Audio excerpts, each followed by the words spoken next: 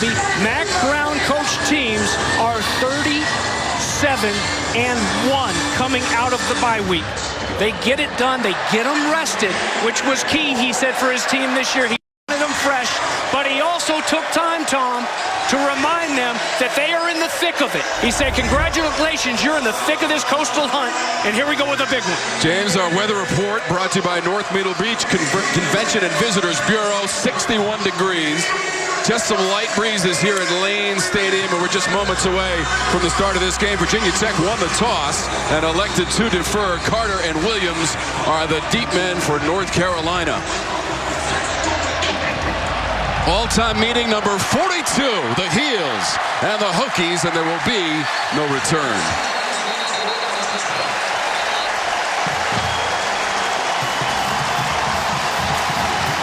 So the Tar Heels and their freshman quarterback, Sam Howell, just 2 touchdown passes away from tying the freshman record at North Carolina.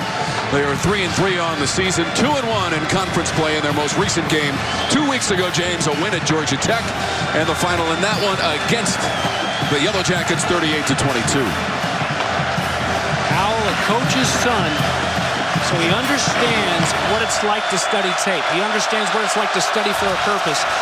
And Coach Phil Longo said he spent a lot of extra time in that bye week doing just that in his office. Howell with the time from a sturdy pocket going down the center of the field, and it's knocked away. Looking for De'Ami Brown, defended by Chamari Connor. But Connor jumps out. You turn on the tape, especially go back to that Miami game. 22, he's that whip nickel linebacker, and he can do it all. Here you see him covering down the field, but he's also very physical. Great tackler, and he's a great pass rusher. He's exactly the kind of guy that Bud Foster needs in this defense, and what an excellent play to start. Right there in the hip pocket, and rips it away. 33rd year as the defensive coordinator for Bud Foster for this Virginia Tech program. Right side, breaking through second level is Michael Carter, and he's into Virginia Tech territory. Carter on the run for 28 yards, and Connor made the tackle. Boy, these backs, Michael Carter and Javonte Williams both. Look at the big men get up and go. When you think about North Carolina's offensive line, you talk about how big they are, but they can also really get up and move, and here's an excellent job to back it up defensively. Carter, the second leading rusher on the team. There is no gain on that play. Pollard, the freshman, number 96 on the tackle for Virginia Tech. A lot like Connor, Pollard is another Floridian. They've got a couple really good defenders and young defenders. Pollard just a freshman from Apopka, Florida.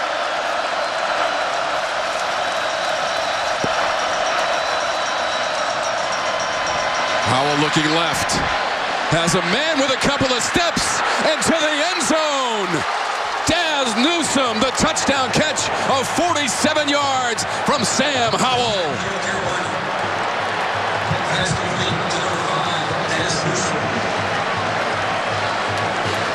I think this is a big game for Daz Newsome. Had a brother that played at Virginia Tech. They go right back at Connor, and he's a few steps behind this time. And how about the dime that Sam Howell, the true freshman, drops? Abby talked about him being fresh, getting that shoulder fresh and the ankle fresh.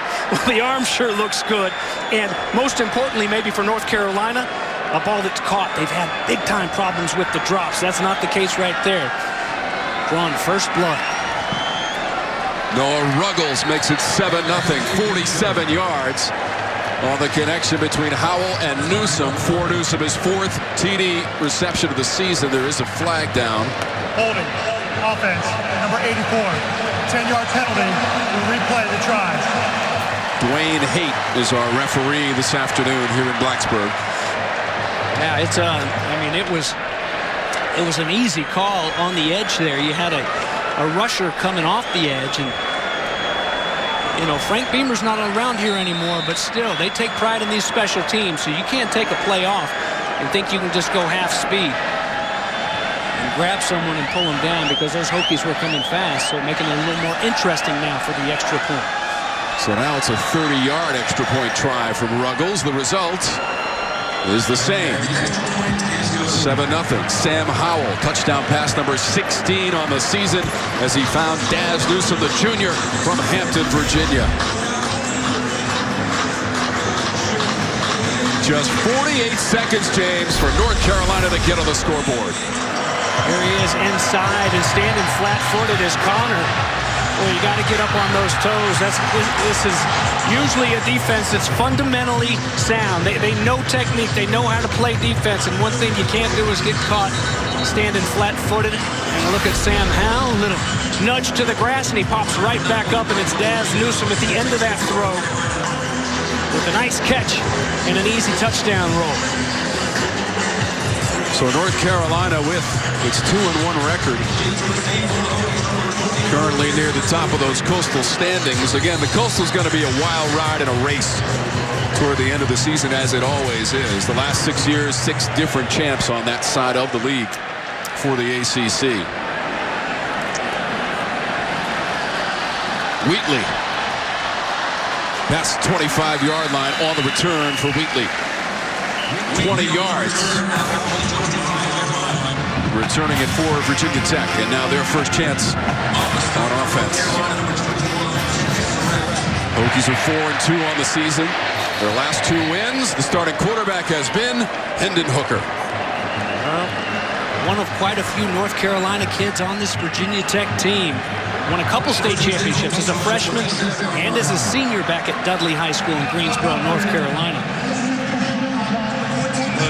Good kid, good energy yesterday. He came in and sat down with us. You can tell, you can see why it's an offense that really thrives and really rallies around the young sophomore. His idol, it's not any of these new school guys. It's a throwback. Randall Cunningham is who he wants to be like the most. His dad was a Hall of Famer, actually, at North Carolina A&T as a quarterback, so his dad raised him up right, showing him some of the greats from way back. We're checking on the clock right now. It reads 14:07. We set the game clock for 14 minutes, 7 seconds. What you see on your screen is correct right now for us. 7-0 North Carolina. I'm just now getting over Enter Sandman. My goosebumps are just now settling down a little bit. That was pretty cool, wasn't it? It was cool. It's always cool. Love it. And I love the fact that Mac Brown brought his guys out and wanted them to experience it too. Hooker at quarterback for Virginia Tech. He faked the little toss and then kept it up to the 35. Thought they were going trick or razzle there, James, but they got 8 yards and Hooker kept it. Oh, I like it. I like it either way. Even if you hand it off, you get guys for North Carolina with their ears pinned back trying to fly around too fast. A little misdirection. Okey doke. And a first down just like that. Hooker is credited with 39 carries this season, including that last one. That's Dalton Keene for a short gain. Now, Dalton Keene caught the winning touchdown pass a season ago when the teams played in Chapel Hill, and that was with just 19 seconds remaining on the clock for the winning points. Boy, and he's had his fair share of touchdown catches the last couple of weeks. 4 touchdowns for Keene. In the last 2 weeks, Miami, he had 3 on 5 catches. James Mitchell's been very active as well with Hendon Hooker as quarterback. That ball's on the turf. North Carolina says it is covered. Jason Strobridge was right there, and North Carolina has covered on the fumble. Well, you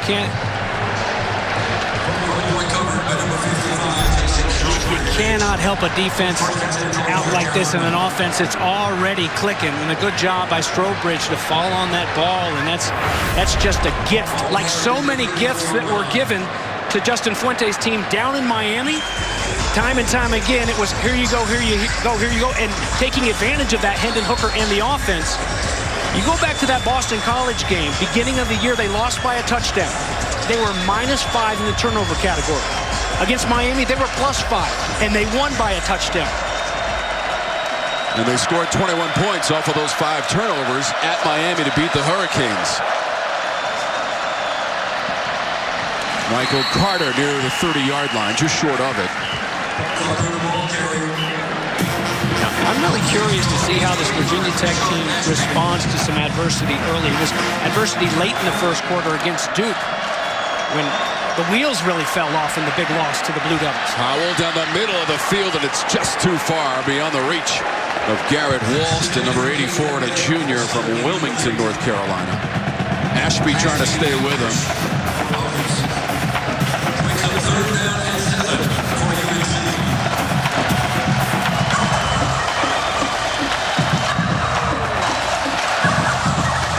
Big play for Bud Foster's defense here. It's an offensive line that's done a decent job of picking up the stunts, the blitzes, and a quarterback that doesn't get rattled with the blitz. And they bring 4. Howell's pass caught inside the 20. Corrales inside the 10. And they convert on 3rd down. They had been just 8th in the conference, 36%, but they've got that one for 23 yards to Bo Corrales. Boy, Hal throws a bullet here. They've worked on, this is an offense that has had way too many drops. 13 drops by the wide receivers this year. That ball coming back to it, and as hard as it's thrown, Corrales showing the concentration, watching it into his hands. They've been working with tennis balls the last couple of weeks, and they're into that CPI red zone. Going a long way. Inside the CPI security red zone. 74, 5-yard penalty, 1st down. 74 is Jordan Tucker, flagged for the infraction, and that'll move the ball back. They'll spot it at the 13-yard line. 4th year for Justin Fuente on the sidelines. He has not experienced a loss to North Carolina. Red zone this season for the Tar Heels. Tied for 2nd best in the conference. 23 out of 24 with those 15 touchdowns. Carter is the running back. They will fake to him. Go to the goal line. Knocked away. Caleb Farley was there defensively to break it up. Corrales was the intended target. Well, 3 interceptions on the season for Caleb Farley. 2 of them against the Hurricanes a couple weeks ago were right there in the paint, in Miami going in to score. He had interceptions in the end zone, and he almost has his 3rd in the end zone, 4th of the season right there. Tied for the lead in the ACC. Nice play, nice strong play to stand in there. 2nd and goal for the Tar Heels. Michael Carter trying to stretch it out down that 10-yard line.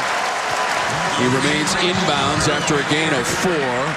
Rashard Ashby, who normally would wear number 23 for Bud Foster in this Virginia Tech defense, but you'll see Ashby out there wearing the number 25 to honor the legend, Frank Beamer.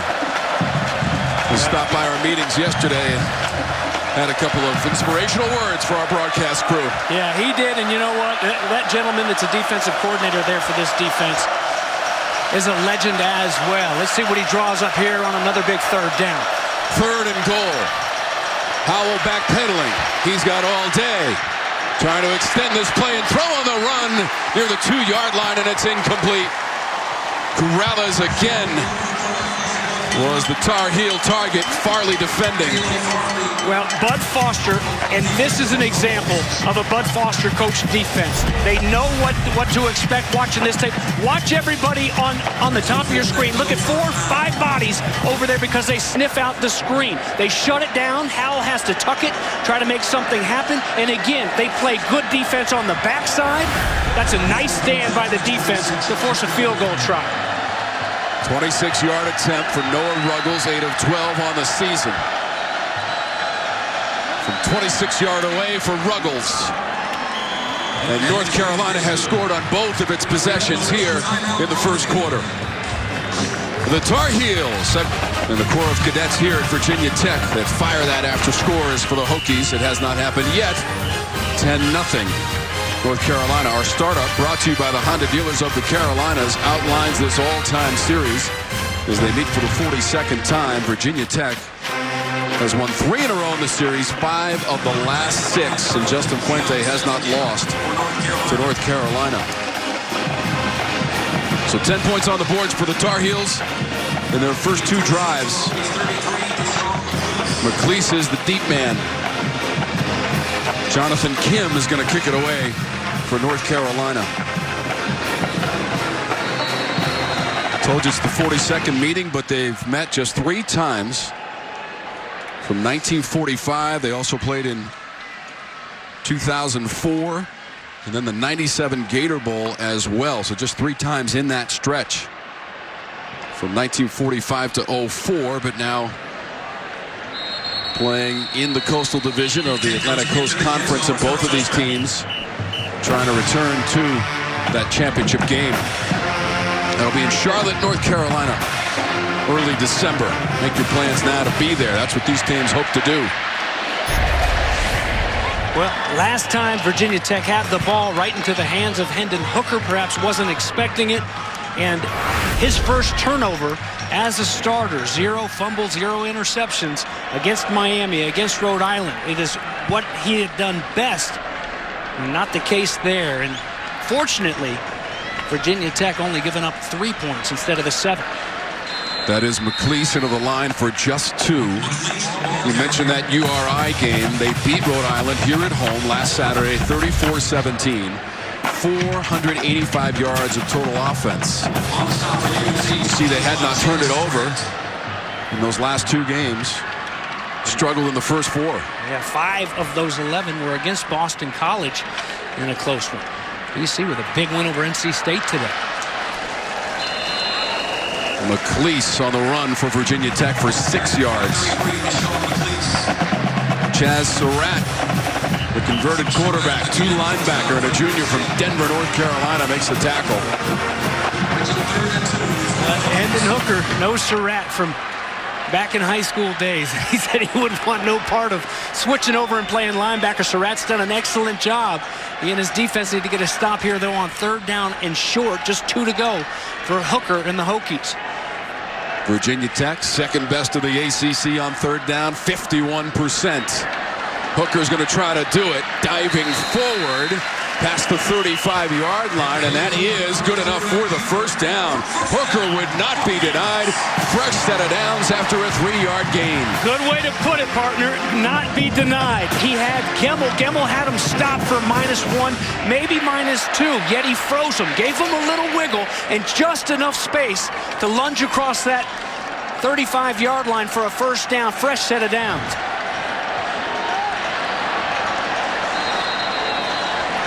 Tavion Robinson, the freshman from Virginia Beach, Virginia. DJ Ford there defensively in a loss of 1. That's pretty to watch from a defensive guy's lens, through a defensive guy's eyes. It may not jump out as like a big exciting play, but to see a defense, everybody hold their ground, use their hands, stretch it, stretch it, stretch it, nowhere to go. -1 on the carry. Good job defensively. Overloaded to the left with 3 receivers. Hooker trying to take off. He gets away from 1 man, gets past the 35-yard line. That could have been a loss. Instead, it's a 2-yard gain. Aaron Crawford and Miles Dorn on the tackle. It is now time for our keys to the game, brought to you by your local Ford dealer with James Bates. Well, I went ahead with song titles of Metallica. Why not? You come out to Enter Sandman for North Carolina, it's Turn the Page. This is a new team, and they played like it. They're winning some of those close ones late in the game here this year, unlike last year for Virginia Tech, and nothing else matters. Nothing else matters but that football. Take care of it. They've already put it on the ground here once today. They need to get some back. They need to create some turnovers on defense. More importantly, they need to hold on to it the rest of the way on offense to have a chance. Pressure on 3rd and long. The pass is complete. It's Smith, but he is short of the marker just beyond the 40-yard line. Miles Dorn, the senior from Charlotte, North Carolina, makes the tackle after a 5-yard gain. Boy, Miles Dorn he's such a bright football player. You watch him, he just understands the game, and that's a great example. You got a guy out there in open space, don't give him a chance to shake around and wiggle. Go right at it. Newsome, the deep man. Bradburn, the punt. That'll bounce near the 3-yard line. The Hokies kept it alive. That ball did not break the plane of the goal line, and they have downed it inside the 5. Wonderful hustle from this special teams unit. The punt by Bradburn was 56 yards, and it's down near that 3-yard line. And the legacy that he left here of excellence on special teams. The number 25 is worn each week by a different player, and this week, linebacker Rashard Ashby wears that number 25 in honor of Frank Beamer and Beamer Ball. Abby, he said he'd never worn it. He's wanted it from his day one, and right on spot. There you go. He heard you talking. A big stop right up the middle by number 25.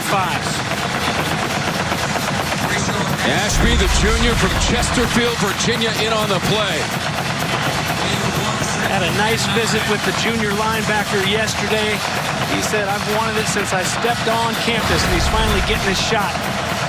11 tackles. The win over Miami, was the ACC linebacker of the week then. In honor of Frank Beamer, 29 years as the head coach of the Hokies. From his own end zone, he had a wide open man at the 25-yard line. It was Carl Tucker, incomplete. Big tight end. It doesn't get any easier than this. A beautifully thrown football. Nice protection. Nice time. There's the window coming right at you. And the problems continue. We haven't seen any problems from the receivers so far, but the tight end there, the senior, got to hang on to that one. You're backed up in your own end zone. You're about to put the hammer down on them. Instead, it's 3rd down and long. Little delay in the handoff to Williams. Powers his way up the middle. He needed to get that ball to about the 13-yard line, and the chains are moving.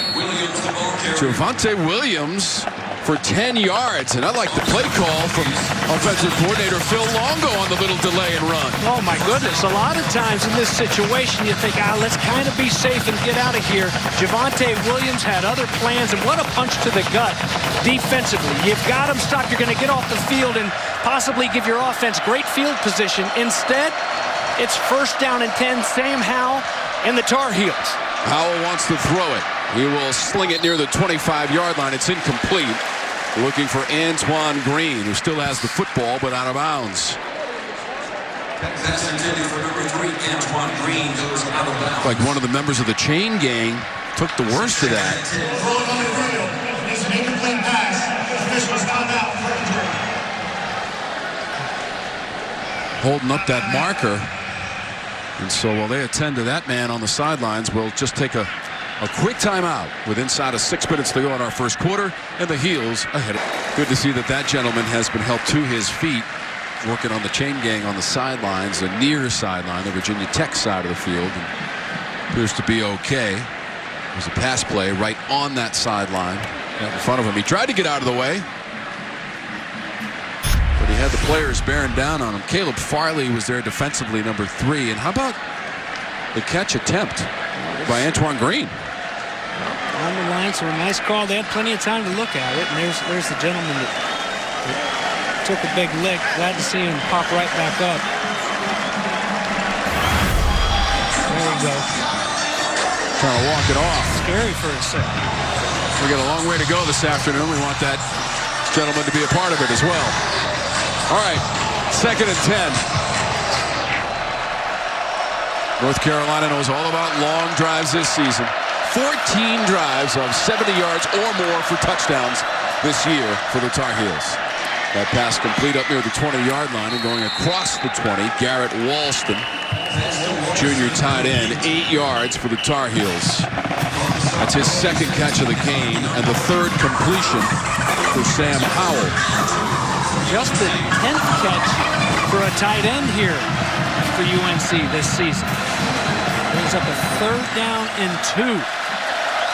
2 for 3 in the first quarter. On 3rd down for the Tar Heels. Howell up near the 25, and he's got it. That's a 1st down. Sam Howell faked that handoff, kept it. Hunter made the tackle, but he got 3 yards. That's enough. That can make it so tough on a linebacking crew. You see all those big bodies get up and pull, and they've already hurt you. Phil Longo's offense has had success already when they pull those big offensive linemen, so you got to follow. You got to chase the color, those white jerseys. Instead, they take it back the other way and get just enough for another 1st down. Big Robert Gillespie, former Florida Gator running back in there, the running back coach who's done an excellent job with these guys, sending in the plays for Longo. Howell floats that one to the 30. That's De'Ami Brown. And he goes out of bounds near the 35-yard line, right at the marker, and a 1st down at 10 yards as Hunter made the play defensively. way back in game 1 against South Carolina, and the game that really got him going here in the first start for Sam Howell. De'Ami Brown had that excellent catch. One of the best catches you'll ever see for that touchdown. And a big comeback win against the Gamecocks here. 2 fourth-quarter drives in that game of 98 and 95 yards, and that pass well behind the receiver. Now a flag is out. Brown was the intended receiver.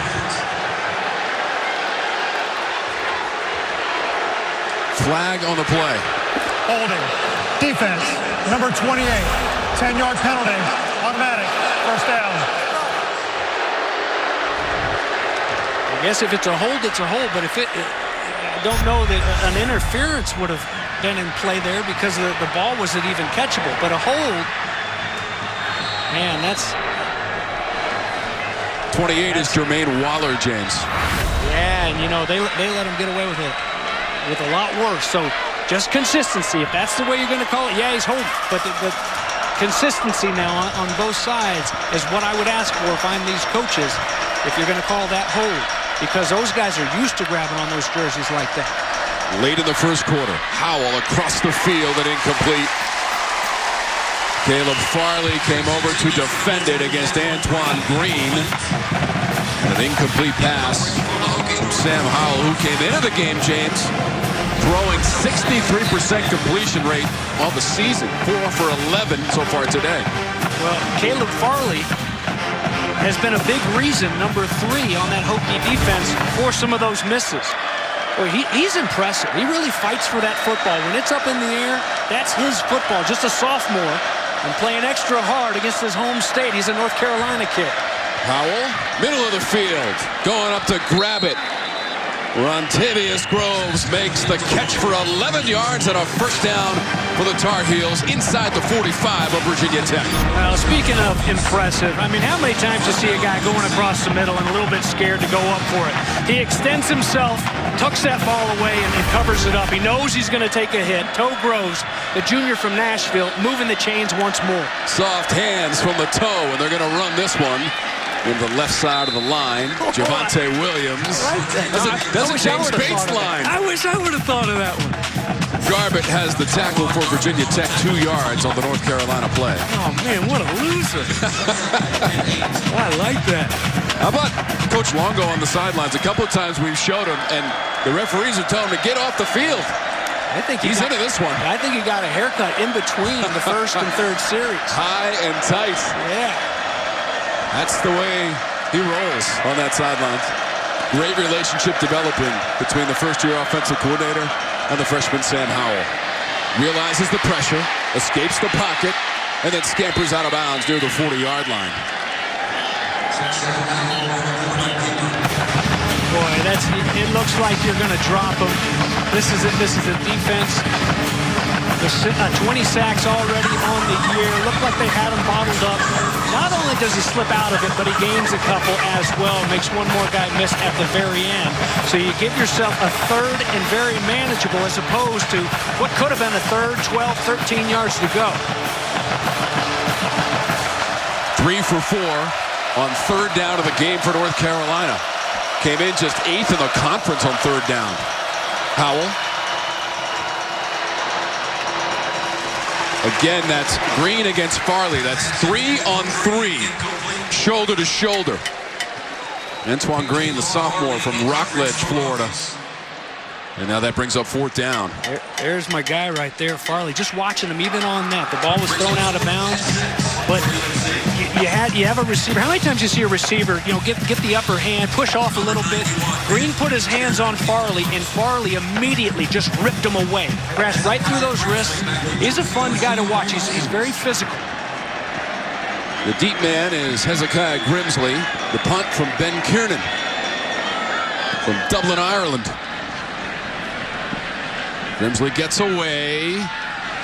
Now that ball broke the plane of the goal line. James, we've had this play on a number of occasions. In college football, you can be in the end zone, but once that ball breaks the plane of the goal line, that constitutes a touchback. It's the opposite in the NFL. Well, and really we saw the opposite on the hustle play earlier for Virginia Tech right before the break from Chapman. You're taught to get down there, put your heels on the line. First guy down there, put those heels on the line, so you don't have to look down and worry where you are. That way I know exactly where I am. I go up for it, knock it back in, and a near miss as we take a look at some of these out-of-town scores. How about the Georgia Tech Yellow Jackets getting a win down in the bottom? Final in overtime. Jeff Collins, congratulations to Georgia Tech. McLeese on the carry for Virginia Tech. He got 2. Dominique Ross on the tackle. All right, so it's our Toyota. Let's go places as we check those scores, James. And again, Georgia Tech with a bit of a stunner there in OT. I'll say. We had them last week, but and you know what? I actually talked with the Atlanta Journal-Constitution newspaper this week, and I said, you know what? I believe in what Jeff Collins is doing. It may not be pretty. I wouldn't be surprised if they win one that they shouldn't here the rest of the way. I just didn't realize it would be right away. This is Turner. Got past the first man down that sideline. Ross forced him out at 11 yards and a first down for the Hokies. So you also saw on that scoreboard that Boston College won. But over on the Coastal side last night, it was Pittsburgh winning at the Dome 27-20. Yeah, 9 sacks for Pat Narduzzi's defense. 9 sacks in the win over Syracuse. This is Turner again, dancing up that sideline. He's a sophomore from Greensboro, North Carolina. Ran into DJ Ford to force him out. And 9 yards on the play for the Hokies.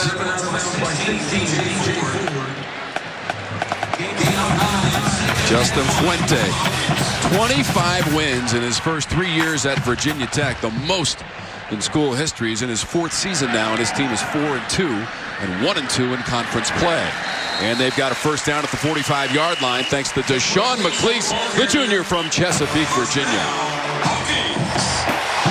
Back and forth you go here as we near the end of this first quarter, and Virginia Tech trying to get in some sort of a rhythm offensively. And McLeese, James, is a guy who's gone over 100 yards rushing in 2 of the last 3 games and a couple of TD runs.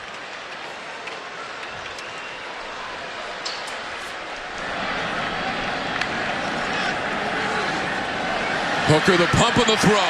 Wide open man is Trey Turner. In stride, trying to get to the end zone. It's a touchdown, Virginia Tech.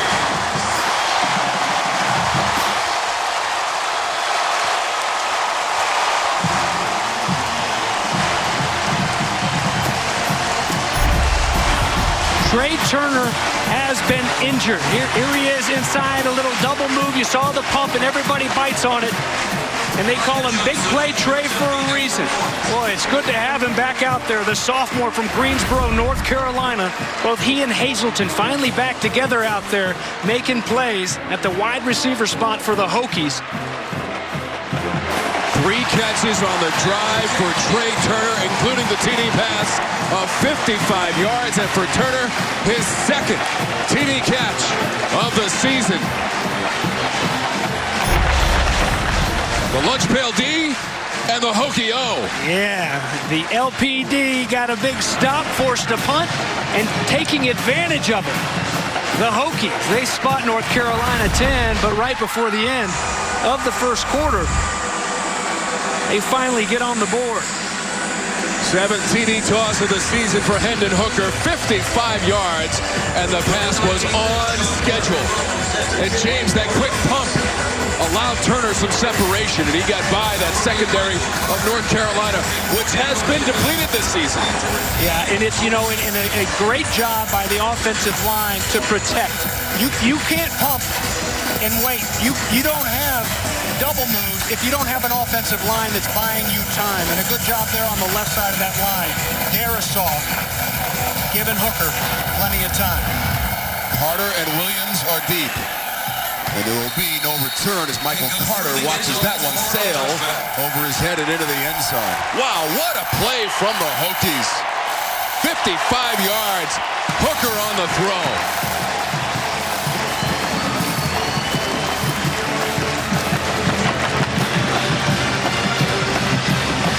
The longest catch of Trey Turner's career for the sophomore from Greensboro, North Carolina. And again, his second TD grab of the year.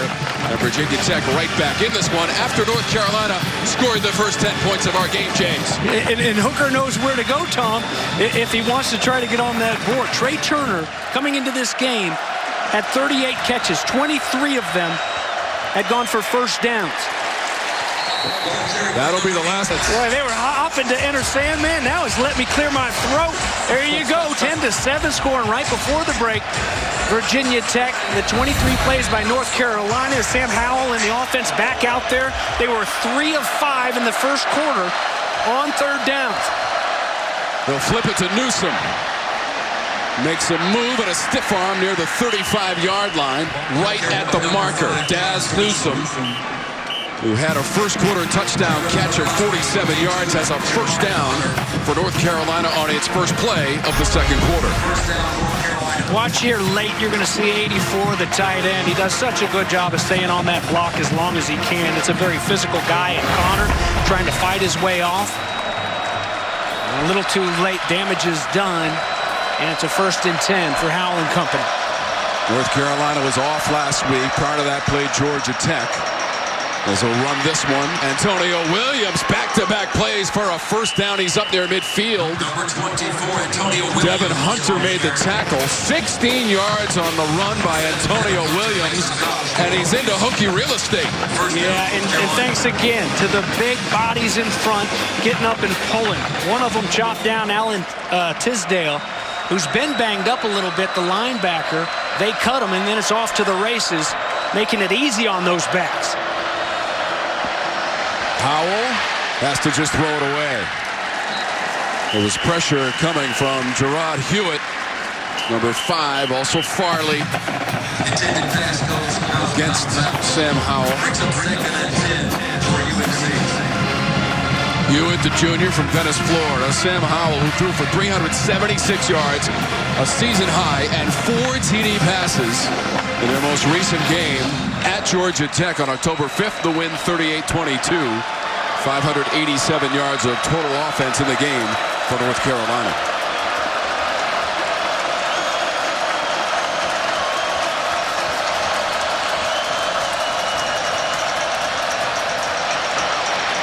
Pressure again on Howell.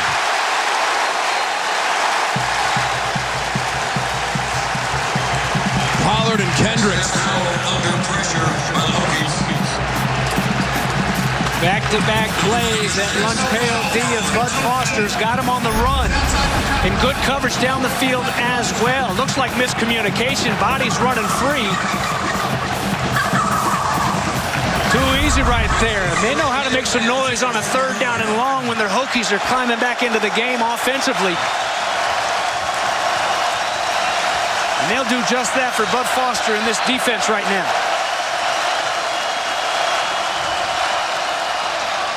Another delay and run. This is Williams. He's down near the 43-yard line, short of the sticks, 5 yards on the run for Antonio Williams, a senior from New London, North Carolina, and a transfer from Ohio State. Yeah, this is a Mac Brown team that's definitely not afraid to go for it on 4th down. And 5 for North Carolina. 10 of 12, the Tar Heels here this season, but that won't be the case right here. We'll try to play for field position. Now they need to do a better job this time of getting down that goal line and getting those backs turned. Nice job by this defense. Remember, it was that draw play earlier that hurt them on 3rd and 10. This time they stop it about 6 yards shy. Grimsley is standing at his 8-yard line to receive the punt from Kiernan. Wants to make a fair catch and does so successfully at about the 7-yard line. 37 yards on the punt by Ben Kiernan. Virginia Tech will have the football.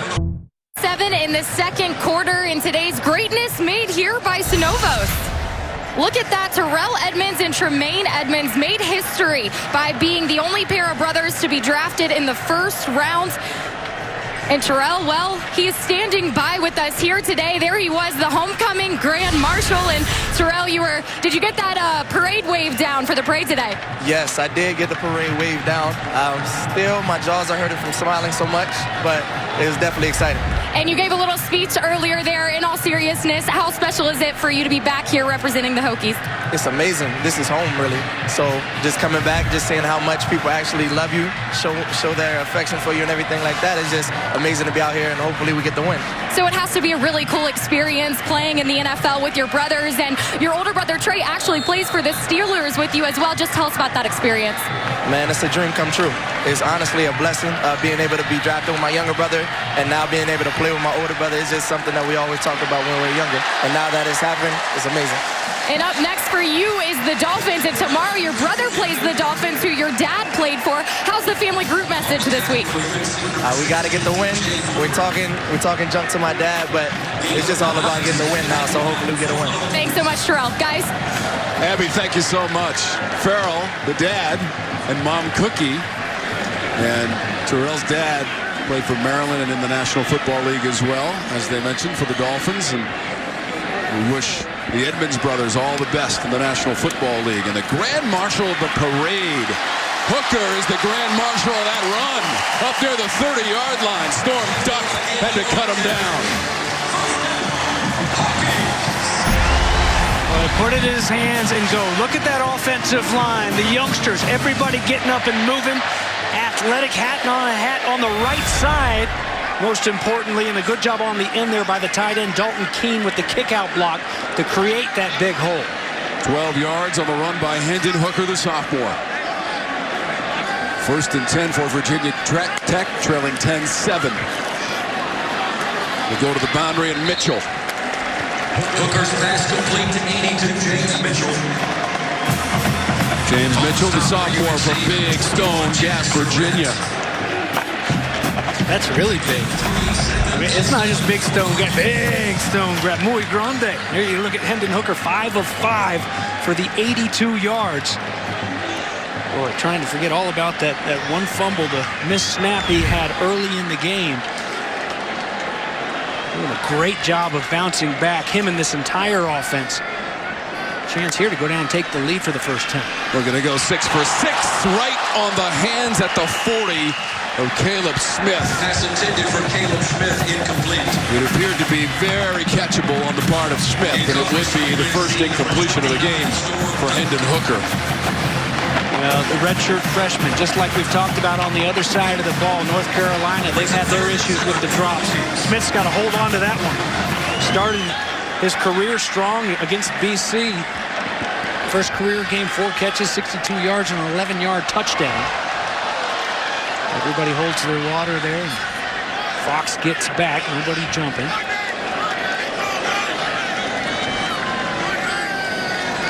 Deep into the play clock, 3rd and 7. Hooker from the pocket, it's incomplete. Looked like James Mitchell had a chance to grab it off of his hands. Incomplete at 4th down.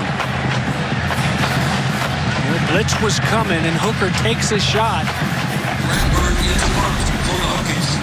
Be coming right at you. You see the stunting up front, a tough time. McLeish trying to deal those big guys up front. There's the hit, and ball hits the grass, and in and out of the hands, back-to-back plays. It's a low punt from Bradburn. Bouncing at the 25, taking a North Carolina receiver back all the way inside of the 20. So Newsom was back there. There's no return after the 50-yard punt from Bradburn. Pittsburgh, Virginia. What's shaking, Bacon? Burgers and bacon, Hokies and Tar Heels. Howell. Complete pass to Daz Newsom, who knows all about Virginia Tech tradition. Dad and older brother playing here at Virginia Tech. His second catch, 47 yards in the first quarter, and a touchdown grab for Newsom. Well, this one is impressive because he has to go back and get it. We've seen too many easy balls drop. That time he adjusts and pulls it in. Michael Carter. They've got him fenced in near the 30, and they drive him back. There is a flag on the play. Thrown to the far side of the field. It is a loss of 2 for the moment. 5-yard penalty. Still. First down.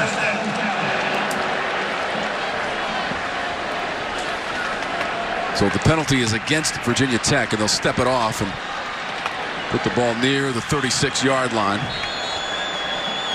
And on one play, you've got a defense swarming the football that would make me think to myself, if I'm Bud Foster, gosh, maybe I'm not ready to hang up my hat just yet. But then again, like a guy jumping off sides, all for naught. Well, maybe I am ready. Howell's pass is too high.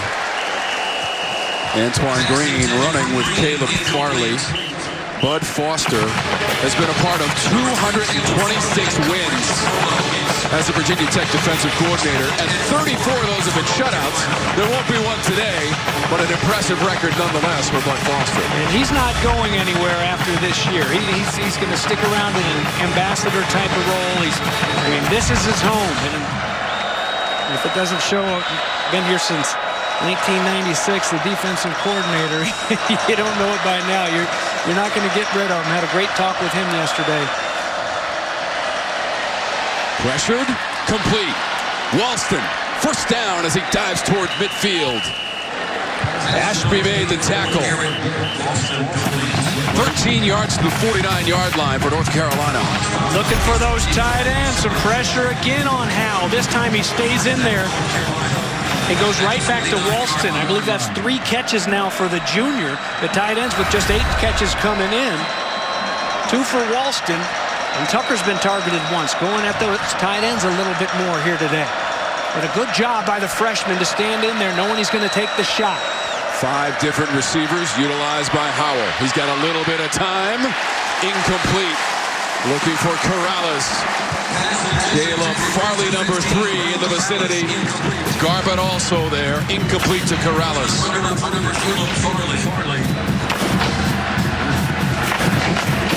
I have to get that parrot on my shoulder up here. I've already talked up number 3 so much. He's the magic number on defense, but just physical.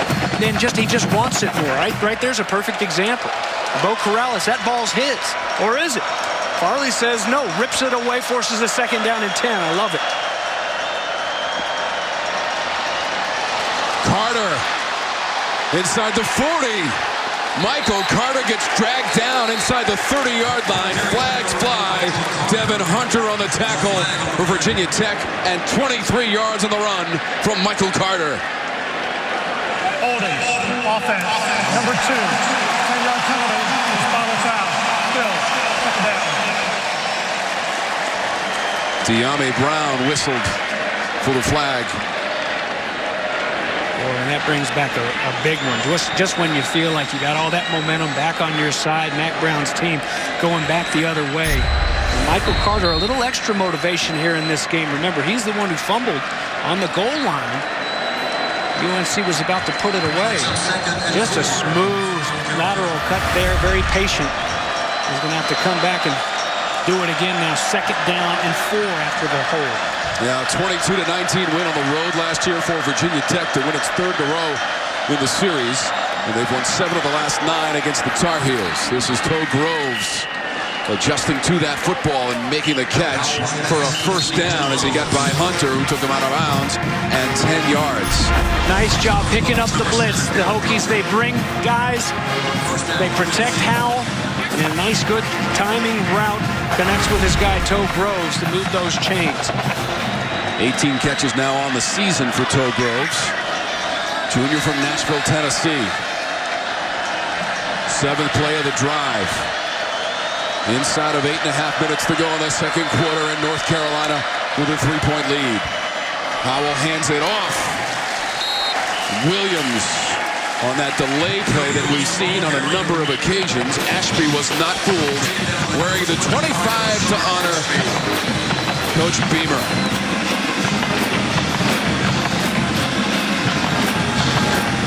Ashby, one more tackle to add to already the team lead. He's 4th in the ACC, coming in with 54. Good job by Ashby and his teammates blitzing there, but not to a point where they're out of control and they can't come down and defend the run. Good job of settling down and knocking down the ball carrier. Carter cuts back the other way and down the sideline, accelerating Michael Carter. He's out near the 10-yard line. Alan Tisdale had to come over to knock him out of bounds after 26 yards for Carter.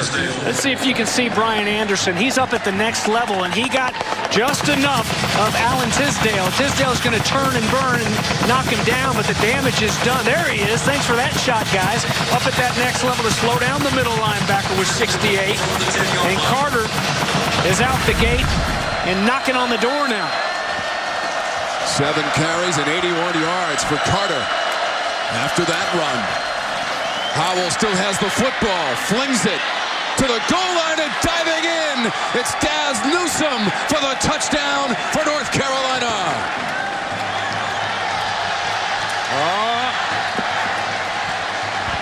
Late flag, post whistle. And a conversation going on between Newsome and Jamari Connor, number 22 for Virginia Tech.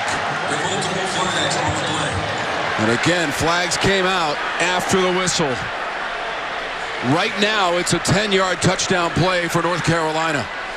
And the second TD catch of the game for Newsome. Lonnie Galloway trying to settle down his junior receiver, wide receiver coach, as the officials talk it over. Oh, what a play by Newsome. And when that run starts to work, that's a perfect example. If you get that run working, it sets up those play action passes. Everybody was going after that run, flowing, trying to shut down the run. They've hurt him a couple times. They pull it out, a nice, easy throw and catch. Nothing easy about the ruling on the field is a touchdown. After the play was over, we have offsetting unsportsmanlike conduct fouls. Unsportsmanlike conduct, number 5. North Carolina, unsportsmanlike conduct number 17 and 22 of Virginia Tech. Those penalties offset. It is the first unsportsmanlike conduct foul for each player. Which means one more unsportsmanlike, and they are ejected from this game. It will offset. Hokie fans wanted it to go one way, of course. So again, it's Newsome, Diablo, and Connor involved in the play after the whistle, after Newsome's second TD catch of the game and his 5th of the season. And now Sam Howell has 2 TD tosses in the game and 17 for the year. Michael Carter on the ground, gets him down there, and then it's Howell to Newsome. Little stiff arm. Well, dazzling Daz Newsome with his second touchdown of the day, one in the first quarter. And then here's this big play action pass. Look at all those bodies, all that flow going to the left. And everybody has to respect that run the way they've hurt him on the last couple of plays. But instead, pulling it and getting it out to Daz Newsome, who makes an incredibly athletic leap into the end zone to make it 17-7. McLeese will watch it go over his head. There is no return. 6:55 to go in the second quarter. And it's our 5-star drive summary brought to you by Yellowwood. Daz Newsome, second TD catch from Sam Howell, who has now tied the freshman record for TD passes with 17 on the season to match the score on the board for North Carolina. Well, career high with the 2 today, but none bigger than that game-winning, the diving catch in the game against the Miami Hurricanes earlier this season. That was with just over a minute to play. They beat the Canes 28-25. Turner on the catch for 7 yards. He put that foot in the ground. He thought he was going to get a few more, perhaps even up there near that first down stick, but he went right down to the turf. 2016 ACC Coach of the Year with a 10-4 record in his first season for Justin Fuente. Hooker tried to spin away from Miles Dorn, the senior from Charlotte, North Carolina, and he got just beyond the 35-yard line. First down, Virginia Tech. Gosh, he's slippery, isn't he? He's not the big body guy that, he gets hit and he falls forward and gets you 3 or 4. Is going to gain those yards. He's slender, 6'4", 228. Gives you a little shake and you get nothing but the fanny pack. A career high 261 yards passing in the win last Saturday against the University of Rhode Island, 34-17, most recent game for the Hokies. Up towards midfield, it's Deshaun McLeese. 15 yards, shaking and moving his way to midfield. Yeah, speaking of shakes, doing a good job of, wow. And you know what? I mean, it's Chaz Surratt, former quarterback who steps up there in the hole. Talk about making someone miss in a phone booth. There wasn't much room there. That's intended for Mitchell, incomplete. Incomplete to Mitchell with 5:29 on the clock in the second quarter. High energy, fast-paced, homecoming, Virginia Tech, North Carolina meeting for the 42nd time.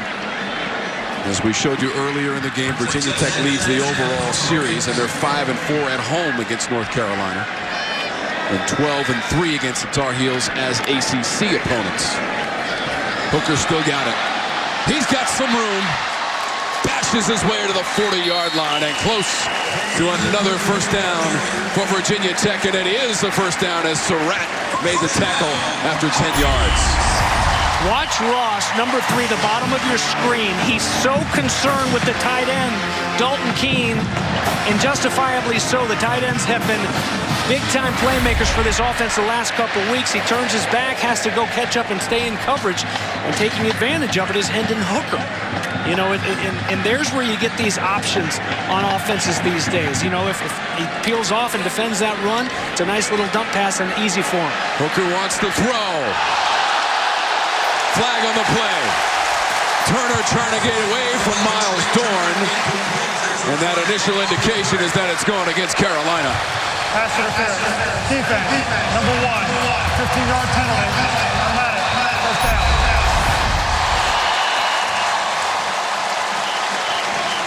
Dorn hops on him like he's a backpack. You know, it's almost like he felt like he was going to trip, and to not give up the big play, he just said, hey, let's live to play another play, and tackles him down. Flag comes flying, and how about this? Virginia Tech going right down there trying to answer after the Newsome touchdown. Dalton Keene on a short run for 2 yards. Storm Duck, number 29 in Carolina blue and white on the tackle of number 29 for Virginia Tech. Keene, the junior, Littleton, Colorado. Gain of 2, 2nd and 8. As James mentioned, he was the hero of the game last year. Played in Chapel Hill. And that long drive at the end of the game for Virginia Tech to get the winning points. A 98-yard drive and a 2-point conversion to win it 22-19 last year. Hooker. Inside the 5. James Mitchell went up to get it. Over Storm Duck. First and goal, Tech. Well, UNC doesn't quite bite like they did earlier on the double pump.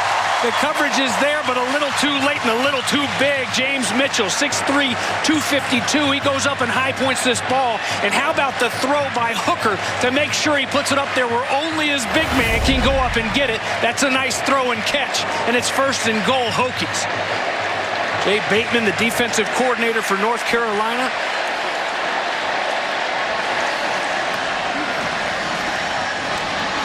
To the goal line. McLeese in for the touchdown for Virginia Tech from 2 yards away.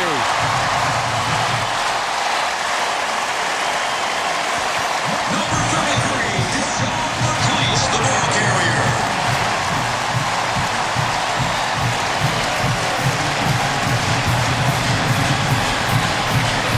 Third rushing touchdown of the season for Deshaun McLeese. And now in the last 5+ games, Virginia Tech is 21 for 21 in the red zone. 19th touchdown in the red zone this season, 17-14. Deshaun McLeese had the game winner in Miami. Scores a great big one here with 3:20 to the end zone, and Edmonds is busting out the push-ups.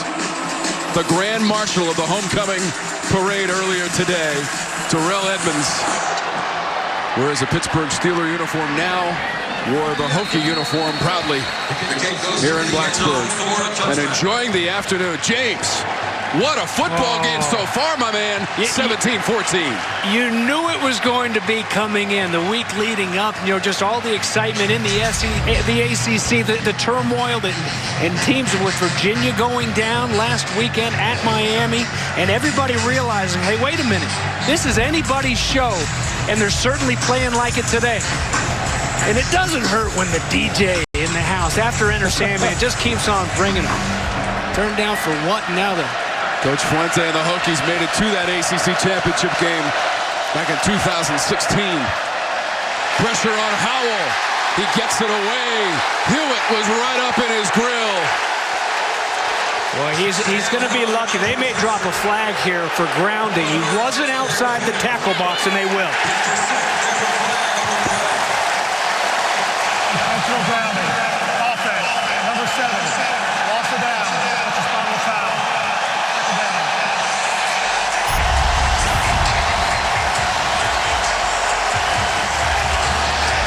And again, guys running free. Confusing that offensive front. There's Hewitt. The Venice High School Indian down in Southwest Florida, Venice, Florida, with the pressure and the penalty flag to boot. So now it's 2nd down and 19. Hewitt gets credit for the sack on 1st down.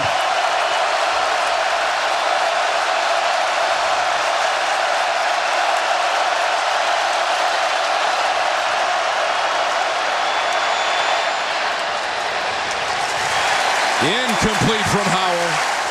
De'Ami Brown there for North Carolina. Hunter defensively. And James, that previous sack gives Virginia Tech 21 for the season. They had 23 all of last season. They're getting after it. You know, Bud Foster's been here a long time. So is Charlie Wiles, the defensive line coach. His 24th season at Virginia Tech. Last 2 3rd down and longs, they've gone with the draw. Be alert for the draw here. Defensively, and also the last couple 3rd downs, they haven't brought extra guys. It's been a 3 or 4-man rush. It'll bring 3.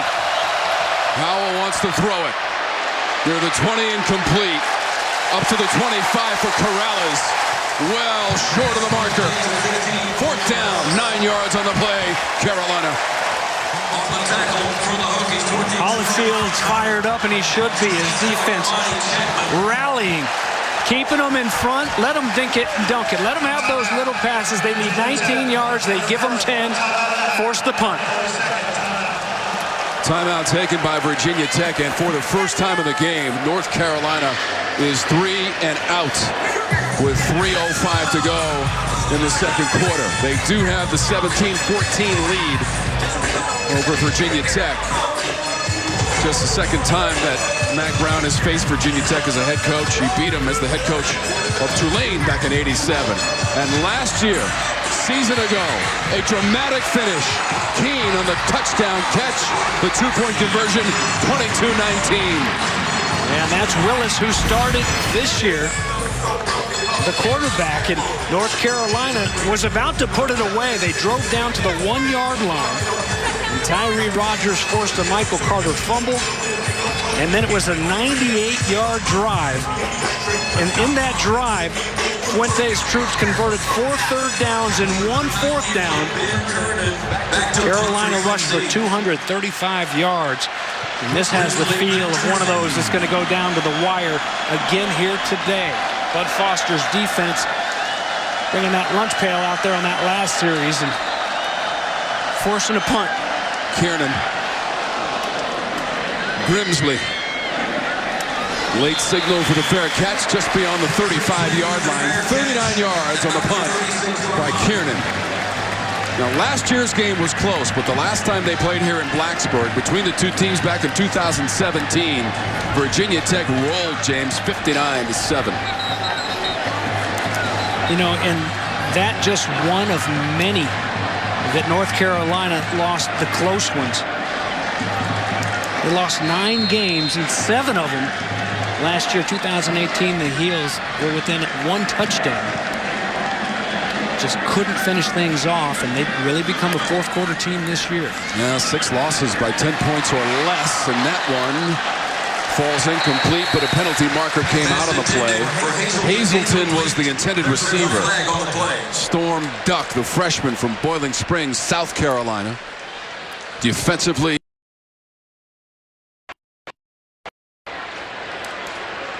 Dwayne Haight is our referee. There is no foul on the play for an eligible receiver downfield.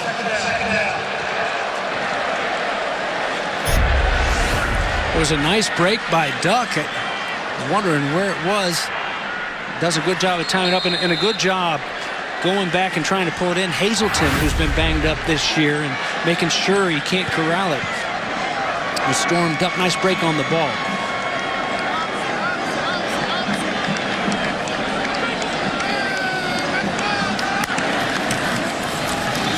McLeese turns the corner into Tar Heel territory, and near the 40-yard line as Dorn made the tackle.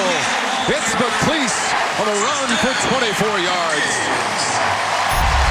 Very young, this offensive line, but they've done an excellent job here the last couple series of getting up and moving in unison, and then getting up to that second level. Second level defenders for North Carolina can't trade. You can't let yourself get blocked. You got to fight to get off of them. They're doing an excellent job, not just on the down defensive lineman, but getting up to that second level and putting a hat on a linebacker on a defensive back, and that's what creates those big plays.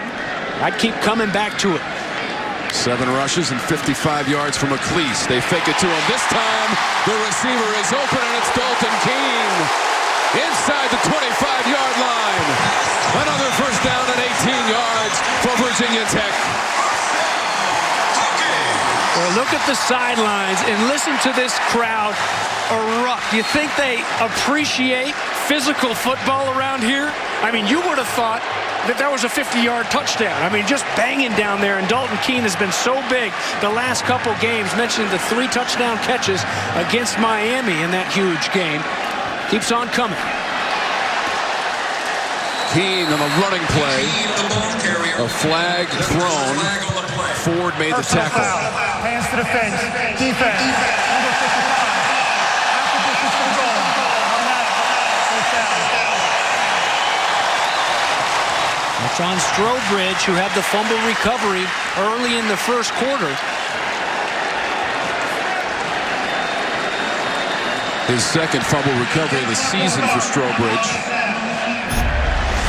But flagged on this play. 55 and white. There he is on the left side of your screen. He's got him up under the chin and just can't do it right in front of the official. That's an easy throw right there. A lot of times you put those hands out. You got to use those hands. They'll slide up into the neck or the chin area. You got to resist and pull them back. And hurting the team right here is now it's first down and goal. 1 for 1 in the red zone. The McLeese touchdown here in the second quarter. From just 2 yards out. Keene going to drag some white shirts with him inside the 5. Hendon Hooker pops up. Tried to keep it here off of a play that works. You get something that works. You have a couple plays off of it. A good play call, but a good defensive play to stay at home and knock down the dangerous Hooker.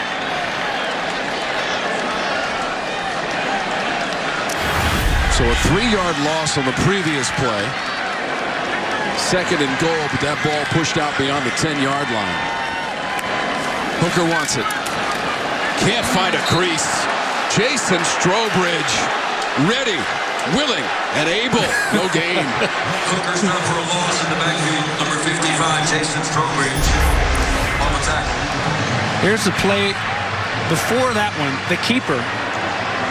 Well, you saw the left leg. Look at that leg. My goodness. Yikes. Thought he was just catching his breath. He faked it to Keene and then kept it. Staying in the game. Third down now. Third and goal. 1 for 3 on third down of the game for Virginia Tech as Hooker still trying to walk that one off, I think, James. And it'll be important for him to keep it warm during halftime. I mean, we're 20 seconds. They'll let this clock run down here before calling the timeout on 3rd and goal. And he's going to need to keep it warm when they go into that locker room, because if he sits down, you see how he's still limping. Oh, that's a shame, because he's played so well for this offense. But gosh, that wasn't pretty. They caught it in the truck and replayed it for us. So Ryan Willis quickly getting loose. The junior from Overland Park, Kansas. He's played in 5 games this season. Very capable at quarterback. Hooker has started the last 2 games in replacement of Willis, although he continues to favor that left leg, James, and being helped out by the training staff. And Willis enters the huddle. 127 yards passing, 1 touchdown, and 41 yards rushing on 10 carries for Hendon Hooker. And they're going to take him right to the dressing room with just 24 seconds rather, to go in the quarter. We showed you that clip. The win for Virginia Tech come from behind last year late. It was Ryan Willis with that touchdown pass, the game winner to Keene. And now it might be up to him as North Carolina wants a timeout here. You just never know when you're going to get called upon, and it's going to be a critical 3rd down and goal play for Ryan Willis, the junior, coming into the game for Hendon Hooker. You know, and to take it a step further, you can only imagine. I mean, he's human at the end of the day. This is his senior year and thinks he's, you know, just going to go out after starting the final 10 games in 2018. He's thrown 31 career touchdown passes. Had no reason to think that he wouldn't be the guy all the way through, but just too many turnovers. 7 turnovers in 4 games. And so they made a switch, and the switch was working. So if I'm a senior, how well has the coaching staff kind of kept me involved? You know, it's human nature. They've got another guy in Quincy Patterson who's played a little bit earlier this year against Duke. Just a redshirt freshman, though. We're about to find out a lot, perhaps not just right now, but maybe in the second half, about a couple of these guys. But first things first, it's 3rd and goal with 24 ticks remaining before halftime. He's got 8 TD passes on the season, floats it to the end zone. The catch is made by Hazelton for a touchdown. Incredible grab from Hazelton and a Hokie score.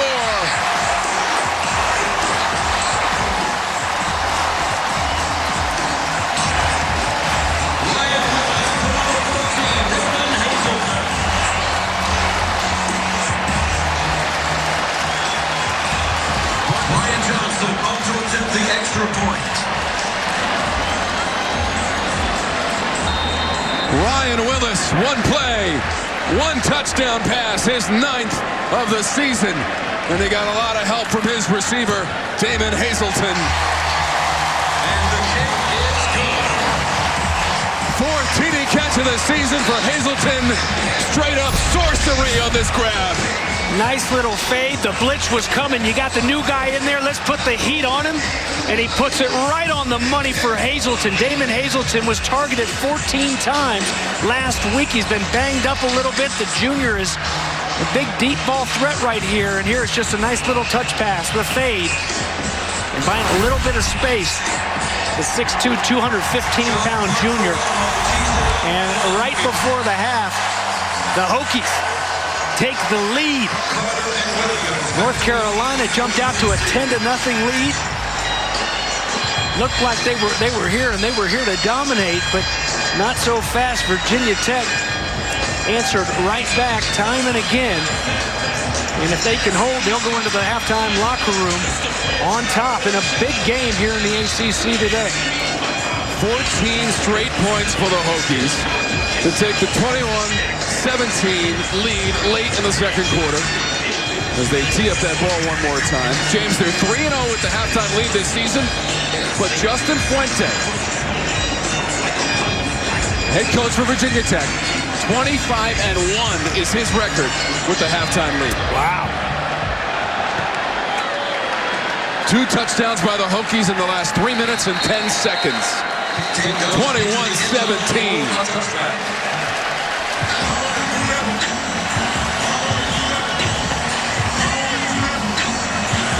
Simply incredible first half of college football. Coach Brown's team came ready to play. They watched all those pregame festivities, took the lead. But Virginia Tech has stormed back with a couple of TDs in the last 3 minutes and change to have the 21-17 lead with 19 seconds left in the second quarter.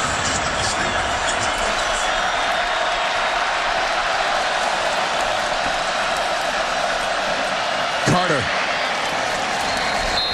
Ball carried by number 8, Michael Carter. 5 yards.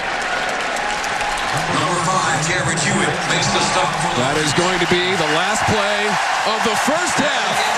North Carolina and Virginia Tech and the Hokies have the 21-17 halftime lead. Boy, sold-out crowd on homecoming. And North Carolina has been a second-half team here this season. Boy, have they flipped it around from last year in the fourth quarter.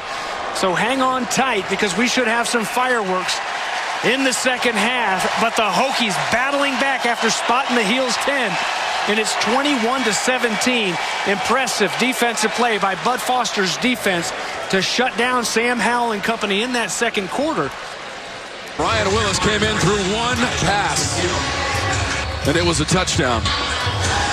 Hendon Hooker started this game his third straight. He's won his previous 2 starts, but an awkward step down near the goal line on a drive for Virginia Tech near the end of that first half, and that left leg means he's questionable as far as this second half is concerned. Still in uniform and out on the field for Virginia Tech.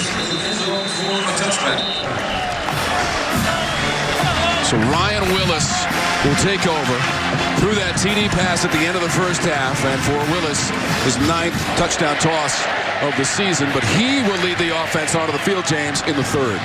Yeah, and it's a different style. It's not like you've got 2 quarterbacks, 3 quarterbacks that are sitting there that are the same style of guys.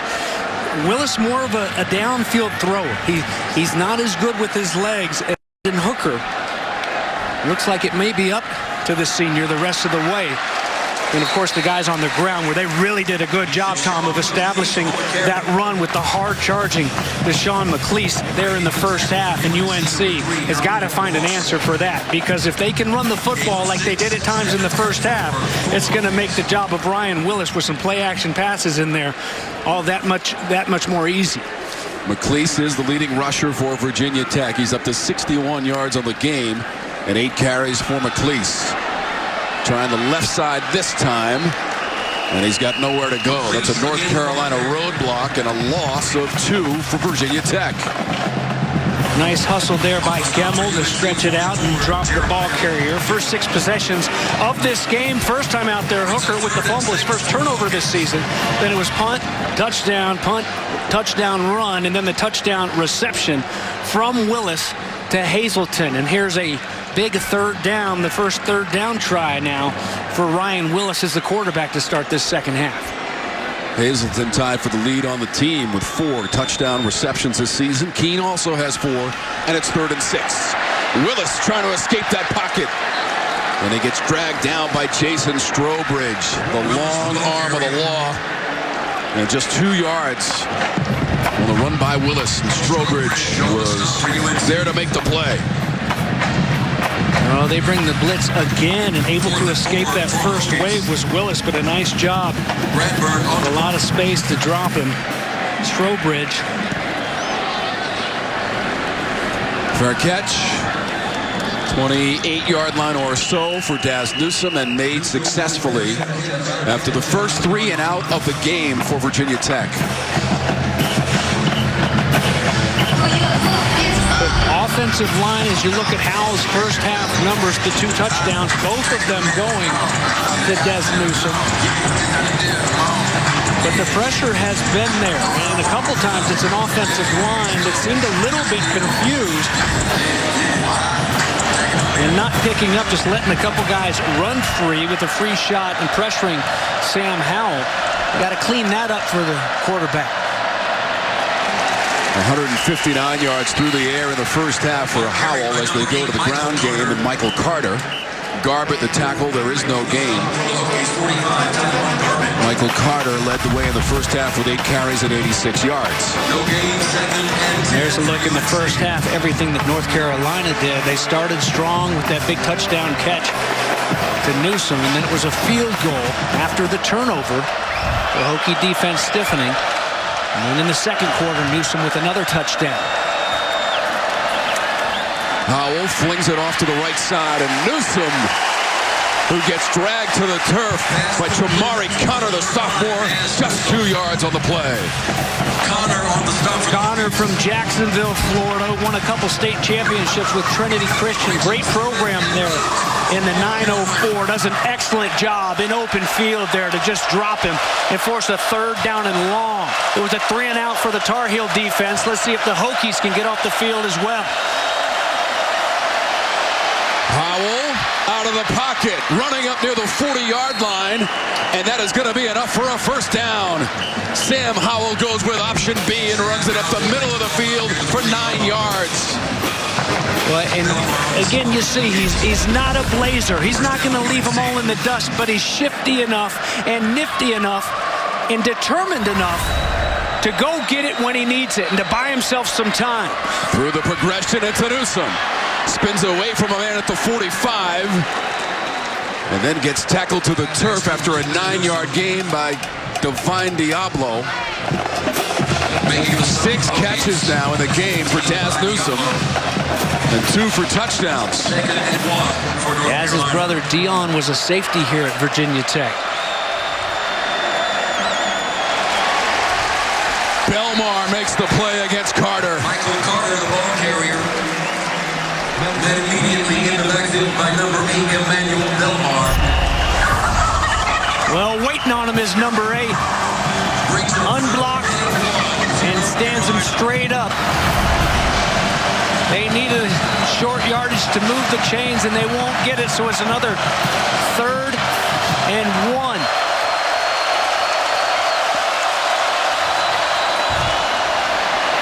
They're going to run it and get it. Antonio Williams batters his way across midfield and to the Hokie side of the 50 after 2 yards on the run of the first down. Antonio Williams. Bang it. And one of the 3 good running backs here for Phil Longo. This time it's Antonio, the Ohio State transfer. And he was hit hard, but he had just enough for a fresh set of downs for Sam Howell and company. Second, 3rd down conversion on this drive for North Carolina. It's first of the second half. Howell backpedals. He unloads it. Has a receiver down the field inside the 10-yard line. De'Ami Brown with the catch and the pass from Howell. Number 2, De'Ami Brown. Chamari Connor makes the tackle. What a pretty throw by Howell as Brown goes limping off here. There's the protection he needs. There's the time that he didn't have all the time in the first half. And a nice job to just run underneath it, Brown, look it in, and trying to play catch-up the entire way was Chamari Connor, who's asked to do an awful lot when you got to cover the top receiver. De'Ami Brown all the way down the field, and it's a 1st and goal, Tar Heels. 43 yards on the previous play. They sprint out and throw, and it's a touchdown. Touchdown. Rontavious Toe Groves, a 6-yard pass play from Howell, his 3rd TD pass of the game.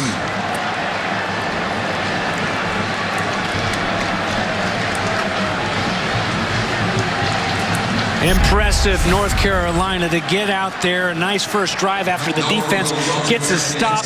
And how about Toe Groves going back across his body, looking it in, and then staying up on his feet to take it across the plane and regain the lead for the Heels. And the first receiving touchdown of the season for Toe Groves. We have an official timeout. 18 TD passes on the year for the freshman. Sam Howell puts the Heels in front. With that touchdown pass from Sam Howell. And with that touchdown pass for Sam Howell, he has now set the record for all freshman quarterbacks at UNC for the most touchdown passes, guys. Sam Howell has 3 in the game. 2 to Newsome, And that most recent one from 6 yards away to Rontavious Toe Groves, passing Darian Durant, who in 2001 had 17 TD passes for the Tar Heels.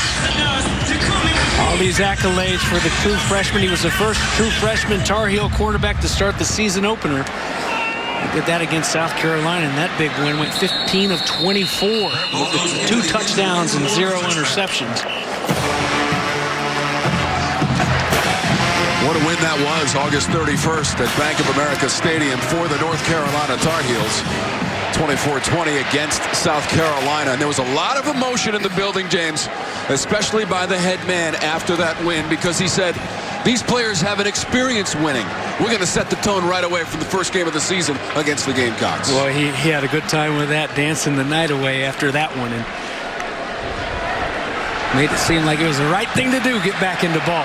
Willis, that's what he's talking about. Up near midfield to Trey Turner. Oh, a good-looking throw by Willis. As much as you hate to see Hooker go down, it's good to see the senior pop up off the bench and come out slinging it. Had the beautiful touchdown pass to Hazelton to end the first half. And there he comes firing away here on his second series of the second half. 25 yards on the previous play, the ball right at midfield. You're at Lane Stadium. Willis trying to buy some time, and he dives forward to mitigate the damage at the 45-yard line. Strobridge and Surratt, the pressure, and a loss of 5 for the Hokies. Boy, just too long, and that has a lot to do with the coverage. Good job by the secondary, because initially there's time for Willis, but nobody can get open for him. And then here come the big bodies at him, Jason Strobridge and Fox. They're in a hurry to drop it. And there's the difference, the extra dimension that made it so difficult defending a Hendon Hooker. That escapability isn't quite there with the senior. First sack of the game for North Carolina. This is McLeese. And a violent collision at the 47-yard line as McLeese ran into DJ Ford. 8 yards on the play. Ford, 6'3", 210. McLeese, 5'9", 190, and a junior. Yeah, Woolfolk is out. The junior safety, who's a really good one. And, you know, Renee is out. You've got so many injuries in that secondary. Trey Morrison as well. So DJ Ford, Don Chapman forced to fill in here. Everybody walked up now on 3rd down and long. 2 for 5 on 3rd down. Little screen pass. McLeese. Inside the 30. Deshaun McLeese. Ross with the tackle. Tom, sometimes it's good to be the little man out there. Just 5'9". They do an excellent job of reading screen. Watch the bodies go. They've got him. They've got him bottled up right. Hides behind a couple big bodies and then scoots out, comes back across the grain. What an incredible play by Deshaun McLeese when the defense definitely had it dropped. But he keeps on gunning, and it's a 1st down. A whole bunch of want-to from 33 to make that happen right there. That was pretty. 20 yards on the reception by McLeese. Willis design run. And he runs into Miles Dorn, the senior. 2 yards and hard earned for Willis. Played by number 1, Miles Dorn. Gain of 2, 2nd and 8. Willis has thrown 3 passes since coming in very late in the second quarter. They are all completions. And one was the touchdown of 11 yards to Damon Hazelton very late in the second quarter. Willis started the first 4 games of the season for Virginia Tech. Put up big numbers at Boston College in a losing effort. 344 yards passing and 4 TD passes in that game for Willis.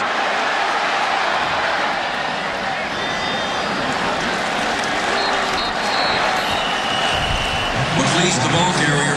Loss of 1. Stopped in the backfield by 24, Jeremiah Gemmel. Jeremiah Gemmel with the stop there to force the 3rd down and long. Remember, we didn't get a chance to see Gemmel do his thing. Last time we had North Carolina, he had the targeting call and was ejected early from that game against App State. So here's a 3rd down and 9 now. Let's see if they pressure one more time. Ryan Willis.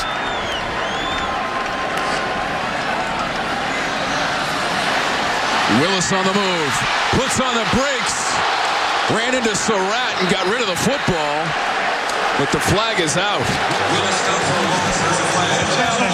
Offense, number 5. Loss of down at the spot of the foul. 4th down. Nobody within the vicinity, didn't go past the spot of the ball. The marker, it's an easy call. And how about the pressure coming from the backside, the hustle, and a good job of getting back outside by Fox. And then here's Chaz Surratt, who's been incredible after moving over from quarterback to the linebacker spot, and 2nd on the team in sacks, leading the team in tackles. Justin Fuente talking it over with his quarterback. That was a loss of 12 to drive the Hokies out of field goal range. That ball right near the goal line, and it broke the plane. Virginia Tech was there again. Got to find that line. Punter's done an incredible job of killing it right there on the 1. They got one out for the rest of the game due to an upper body injury. And Hendon Hooker, he is still questionable to return, but he's been walking up and down the sideline, limping a little. He is throwing the ball right now, but an offensive leader and a defensive leader both at a loss for the Hokies. But don't worry, their presence is still felt down there as they continue to hype up their teammates. Shoot, Abby, that's a shame, especially with Farley defensively. He played so well. Ball carried by number 25. Went out there early in the first half. And On the stop for the Hokies, number 20. part of it, though, this time of year, Tom, you get guys starting to get banged up. It was a nice timing on the bye week for UNC. Sam Howell used it to rest up a sore shoulder and ankle, as Abby told you earlier. Howell back to pass. Up near midfield. Broke it up. Antoine Green went up to try to make the catch for North Carolina. Jermaine Waller defensively, number 28, in maroon, white, and orange. Green kind of slows his roll a little bit, uses body to wall off Waller. And a nice job, nice textbook way to defend it. Don't grab too early and interfere, but you go up there and you rake through those wrists and strip that ball away. Big play here on 3rd and 7 for Howell and company now. Got to get just past that 30-yard line. That incompletion snapped a string of 5 straight passes. Completed by Howell, and he's down. Pollard, the sack for the Hokies. Sam Howell lost by number 96, Noel Pollard. Must be something in the water there in Apopka, Florida. That's where Warren Sapp's from, former Miami Hurricane. And look at the freshman, Pollard. Big-time effort and in a hurry in the face of Sam Howell on 3rd down and 7. Nice stop by Bud Foster's lunch pail defense. Kiernan to punt, 2nd sack of the game for Virginia Tech.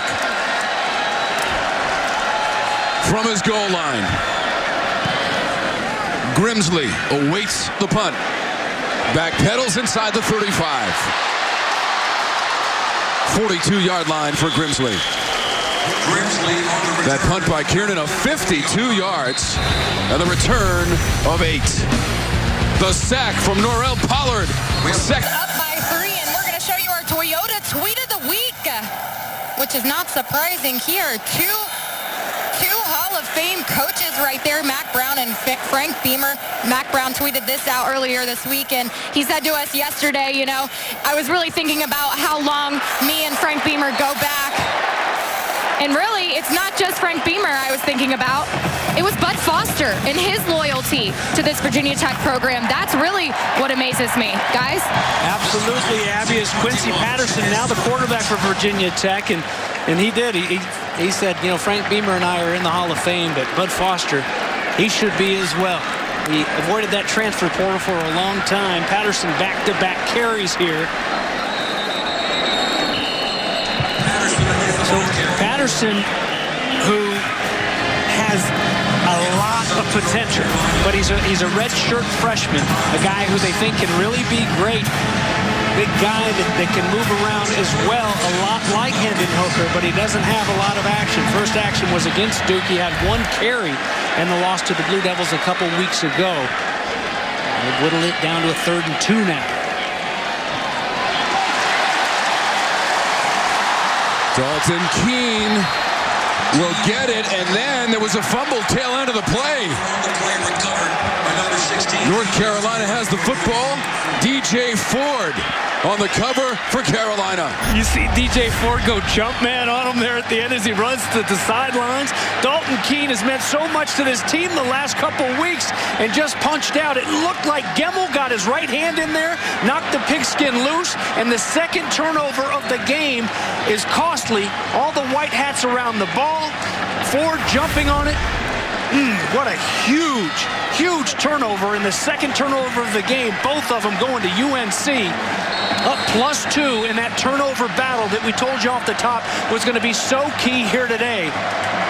But it would have been a first down and a whole lot more. Instead, it's a quick turnaround. That defense right back out there facing Sam Howell and company with a 3-point lead right now. Howell, open man. Newsome. Stiff arm at the 50, and again, that's with Connor, and those two had words back in the first half after Newsome scored a short touchdown reception. 7 yards on the play. So that's the second fumble recovery of the game. Ford gets that one. Jason Strobridge had one back in the first quarter. And Newsome has his 7th catch of the game. Remember, James, the 2 games prior to today for Virginia Tech, 0 turnovers, 2 today on fumbles, and both recovered by North Carolina. Michael Carter, Virginia Tech side of the 50, just a yard. Ran into Taiwan Garbett, sophomore from Fredericksburg, Virginia. There you see, how about the turnovers? Well, goes without saying, maybe even magnified here on this squad in the 17 losses under Puente, -27. We told you about the tales of 2 games, Boston College versus Miami here this year, and the difference it made. Howell has to get rid of it. Oh my goodness, how can they not throw a flag right there? Wow. Oh. Earlier, we saw the hold earlier, grab a hold of the jersey. This one was right out in the open. All eyes on Garrett Walston. They wanted a flag. They won't get one. Watch this. Watch the left side of your screen here. It's a nice fake and beat. And no choice for Reggie Floyd, who's back now in the second half after missing the first half.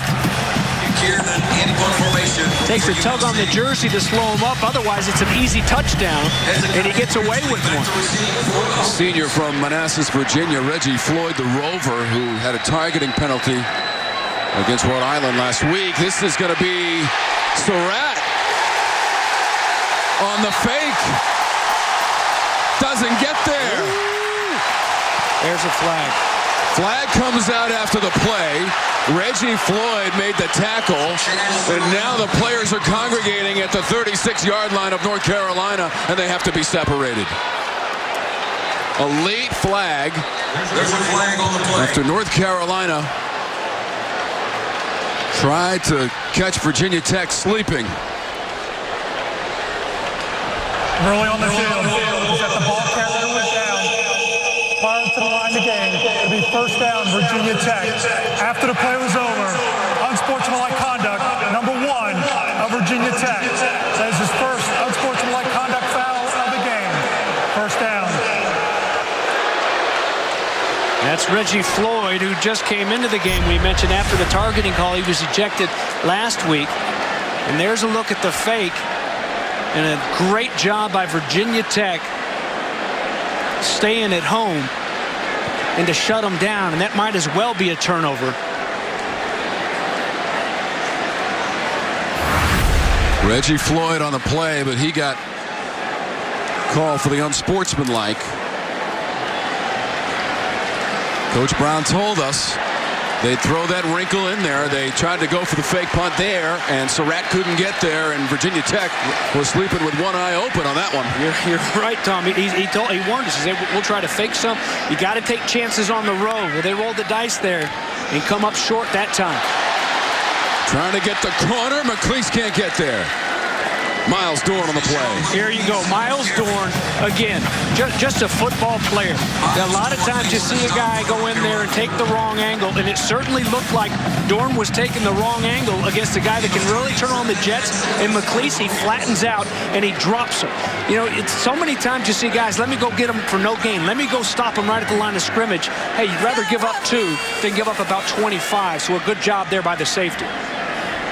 Virginia Tech had the 21-17 halftime lead. The only points belong to North Carolina in this second half and in the third quarter. No flags on that play. Hazelton was the intended receiver. Greg Ross, number 10 for Carolina defensively. And now we're down to 35 seconds to go in the third quarter. It's the Groves TD catch that is the difference right now, very late in the third. Sam Howell, the freshman quarterback for North Carolina, has 3 TD passes in the game. 2 to Newsome and 1 to Groves. Patterson has come in as the third quarterback of the afternoon and now early evening as we approach 6 p.m. Blacksburg time. Patterson up near midfield. They'll mark him at the 49. It's a first down for Patterson as Ford made the tackle. Nice decision here by Patterson. Looking down the field, nothing there. Actually, it's a design run as Austin Cannon, who's in there for Lessida Smith, the left guard injured, and the junior is going to pop out there and lead the way. So that is the end of the third quarter. North Carolina on the TD pass. The only points of our quarter, 24-21. Tar Heels to the fourth. Fans have been treated to an outstanding ball game between the Heels and the Hokies. It's our game summary, James, and it's brought to you by Wrangler. Well, there you see the 2 turnovers. You might as well make that just +1 because of the big stop on the fake punt there in the third quarter by Virginia Tech. But 2 big fumbles and fumble recoveries by North Carolina. And the team's got to hold on to the football here as we're tight going into the fourth quarter. I mentioned it earlier. Just the turnaround when it comes to the fourth quarter compared to a year ago under Coach Mack Brown has been huge. This has really become a fourth quarter team. We're going to be tested here today, not by Hendon Hooker, but by Quincy Patterson. And in the Hokies, it looks like in this final frame now. 2 yards for Keene. Surratt on the tackle. Number 21, Chaz Surratt. North Carolina in search of its first win in Blacksburg since 2015. And that went to overtime, 30-27. It was the last game at home for the legend Frank Beamer.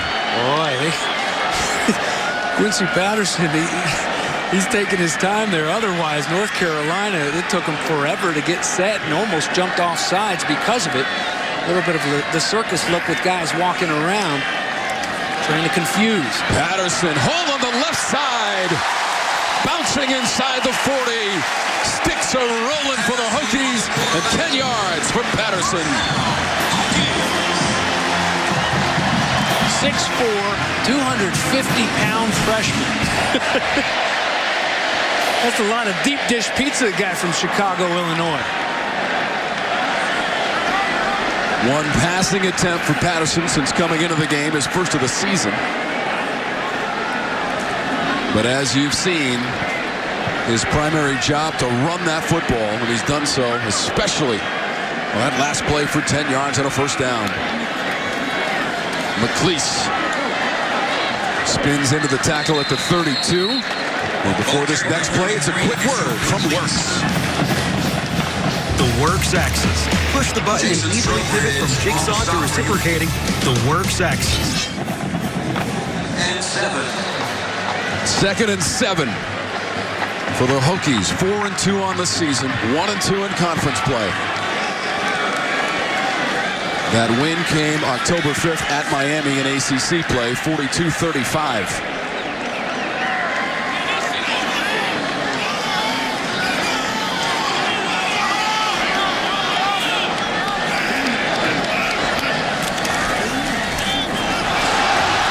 Patterson. Down near the 20. First down, Virginia Tech. So Patterson will step up over the ball. There's a Tar Heel down after the first down pickup. Patterson, though, checking with me over at the side. Outstanding ACC college football production crew with you from Blacksburg, Virginia. And Lane Stadium, this facility opened up back in 1965, the 54th season. And the Hokies win 71% of the time on this field. Tom, that was Strobridge, who ended up getting up and limping off, but boy, can't afford to lose him. He didn't play against Wake Forest, and they really missed him. Didn't have much of a push in that Wake Forest loss. So Zach Gill, his backup, they're in along that defensive line now to replace him. 9th play of the drive. Second passing attempt is a completion from Patterson to Hazelton. Inside the 10 of the 8. 15 yards.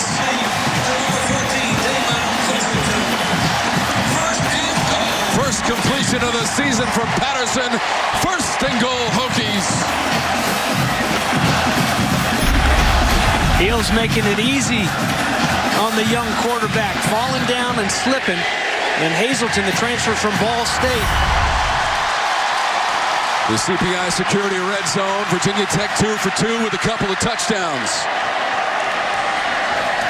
Patterson driving his way towards the 5. Dorn on the tackle at 4 yards for Quincy Patterson, the third, the redshirt freshman. Third quarterback of the day for Virginia Tech. TD passes from Hendon Hooker and Ryan Willis. And now Patterson at the controls for Virginia Tech.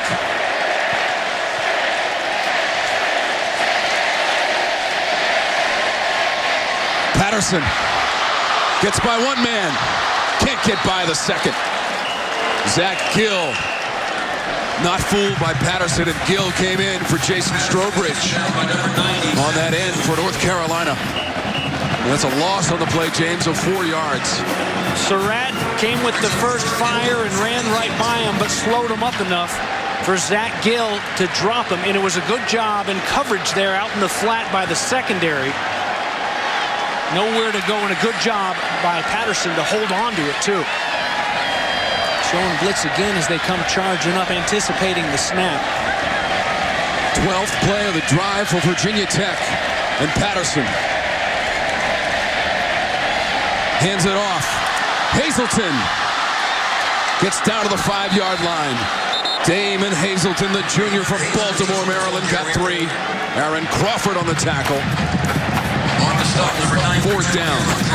A nice job by the North Carolina defense, who was getting pushed around a little bit on the ground, to stiffen up there down in the red zone. And to hold and force a field goal try, keep them out of the paint. Brian Johnson in for the field goal attempt, 23 yards away, 5 of 7 on the season.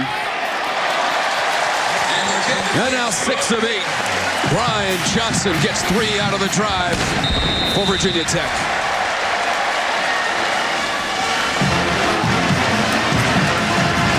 So Brian Johnson with his field goal has tied this game at the moment. So Brian Johnson just a moment ago, a 23-yard field goal for Virginia Tech, which possessed the ball for 6 minutes and 49 seconds. Their longest drive, producing points this season in terms of time of possession. It was also a 13-play drive. Most importantly, though, we're now tied at 24.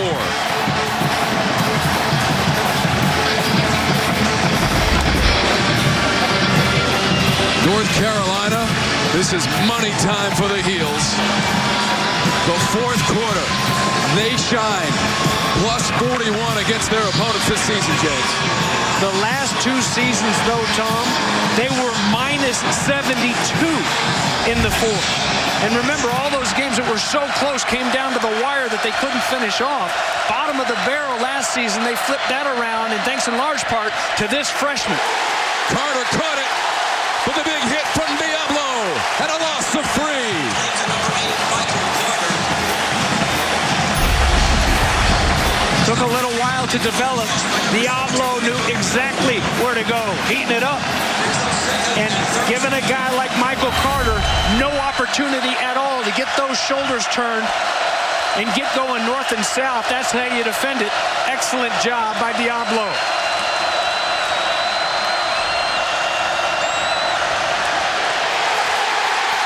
Howell gets dragged to the turf.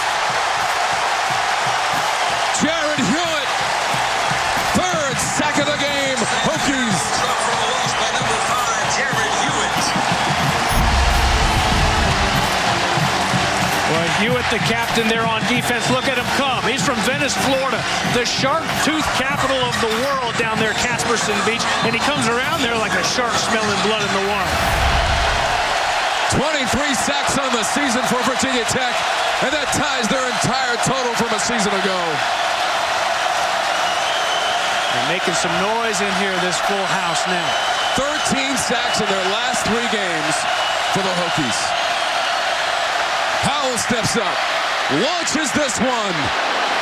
Groves was the closest North Carolina receiver, and it's 4th and long. Pass intended for number 4 on Texas. Groves incomplete. Diablo in coverage for the Hokies. Didn't quite trust that window that he sat in initially and hoping that he can just run underneath it, but trying to be careful and protect that football, so forced to punt what should be great field position after this punt for Virginia Tech after Bud Foster's defense gets another big stop. Ben Kiernan from his 2-yard line. Hezekiah Grimsley, number 6, waits back at his 45. Wants the fair catch. And just beyond the 40-yard line, made by Grimsley. The punt was 43 yards and over 4 seconds of hang time. The defense rises up again. 7:54 to go in the 4th. And we revisit the Aflac trivia question. The 2 teams with 20 shutouts since 2000, Alabama, and right behind them, Virginia Tech with 22. And in Bud Foster's career since 95, 34 shutouts for this Virginia Tech defense. That, the Aflac trivia quiz. Patterson. Gimmel forced him out. Patterson on the carry. There's Strobridge back out of the tent. Out of bounds near the Seems to be 40. limping around a little bit. It's good to see him up on his feet, though, moving around at least. But still, Zach Gill in there for him after that gain of 3. Right back out there at it. They got to shut down this run. Times in the second half, they started to get pushed around a little bit up front, even with Strobridge in there. They've got to stiffen there in the middle. Dalton Keene trying to move that pile. They'll mark it about the 46 or 7, 2 yards for Keene. Chaz Surratt on the play defensively for North Carolina. We're about to cross the 7-minute threshold. Officially crunch time, tied at 24, North Carolina and Virginia Tech. This will be 3rd and 4. They're 5 of 11 on 3rd down in the game. It has not been a strength this season for Virginia Tech. Well, there's a late substitution. Just hit on talkback asking the truck, where's McLeese? He had so many dynamic plays here in this game, and he's right back out there right now. Next pitch formation. Does not get the pitch. Patterson gets run down and pushed back. Chaz Surratt. Patterson back keeper. So he only got to about the 49. That's a good 2 yards short of the first down at the 49 of North Carolina. And DJ Ford is the player on one knee for North Carolina. So we'll check on Ford in just a moment. Take a look at that clock. 6:25 to go in regulation. Heels and Hokies. It's our classic so far as we race for the closing moments in our final 6:25, and it's been a wonderful day for college football, celebrating 150 years of this great game. And these two teams paying tribute to the history and tradition of the game this afternoon. Everything we wanted, James, and maybe a little bit more. I'll say, tied at 24. Hang on tight. You had a feeling this one would go to the wire. These two teams have really fought hard to see that it does just that. On 4th and 2, a punt from Bradburn. Groves gets out of the way and watches it sail into the end zone. The punt from Bradburn was 51 yards.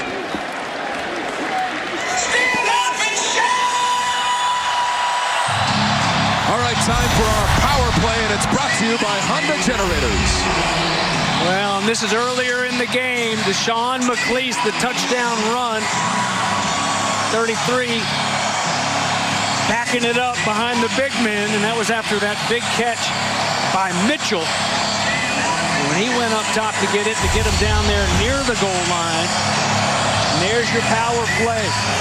Boy, so many times in the fourth quarter, the big drives for North Carolina. 15 drives of 70 yards or more. 14 of those 15 drives have ended up in the end zone. A touchdown for Howell and company. Howell's pass to Corrales. He caught that one behind him and got beyond the 20. Only a yard on the play. Before the next play, it's a quick word from Works.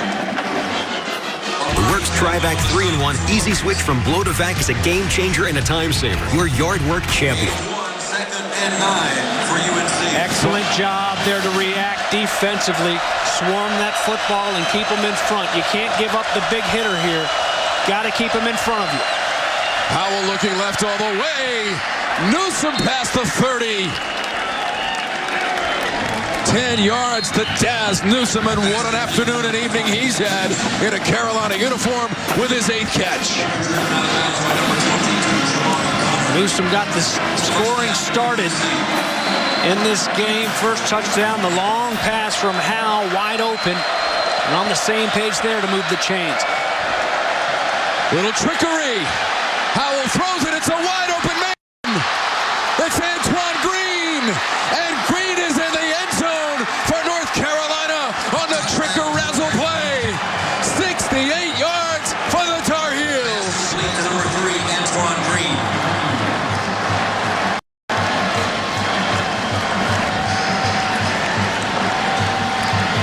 Phil Longo, offensive coordinator, dialing it up. You get a Bud Foster defense that's so hungry to go make a big play. Everybody flying around.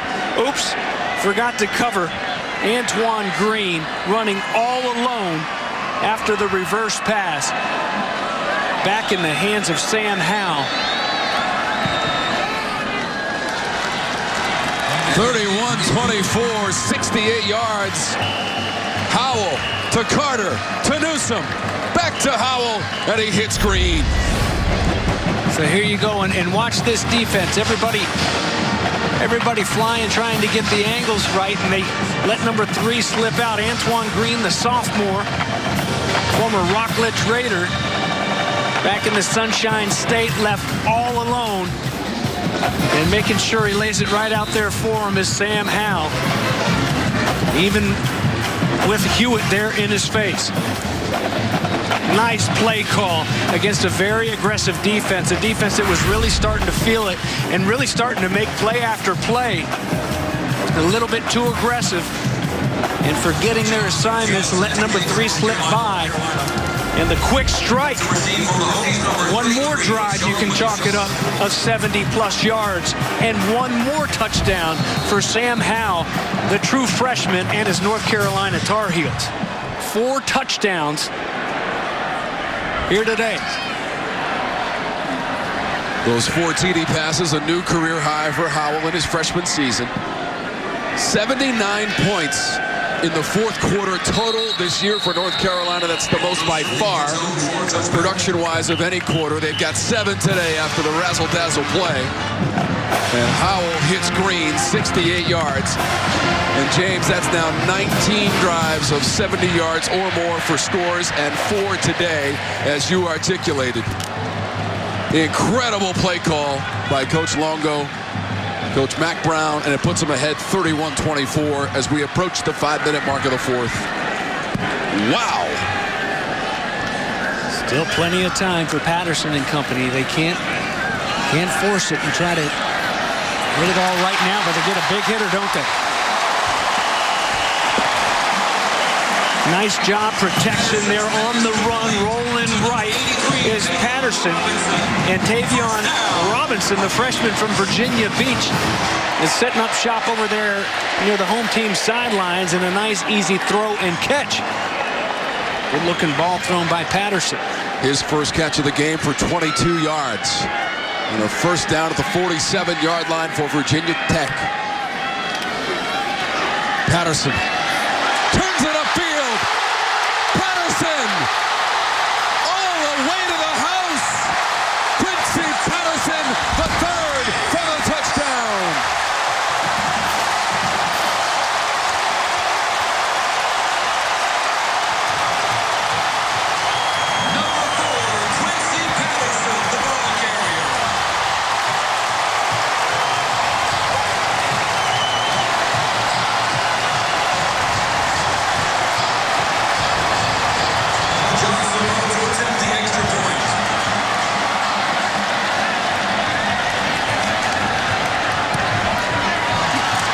Johnson has tied us.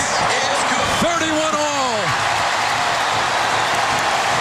53 yards on the run by Patterson. Look at this young offensive line getting a hat on a hat. Surratt takes a chance, comes knifing through, misses, and so do a few others with the wrong angles. And Quincy Patterson, the big man at 250 pounds, can go. Answering right away, just like that. Plenty of football left to play with 4:31 left to go in the fourth quarter. Push-ups galore. Pretty good time for your first TD in a Hokie uniform. Tees it up for the Hokies. Number 8, Carter, and 24, Williams. Back to receive.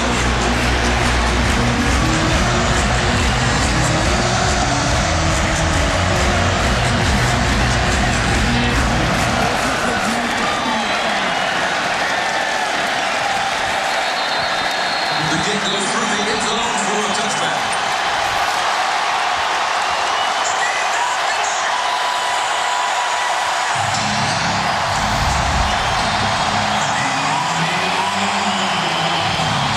There you see the touchdown passes thrown by Howe.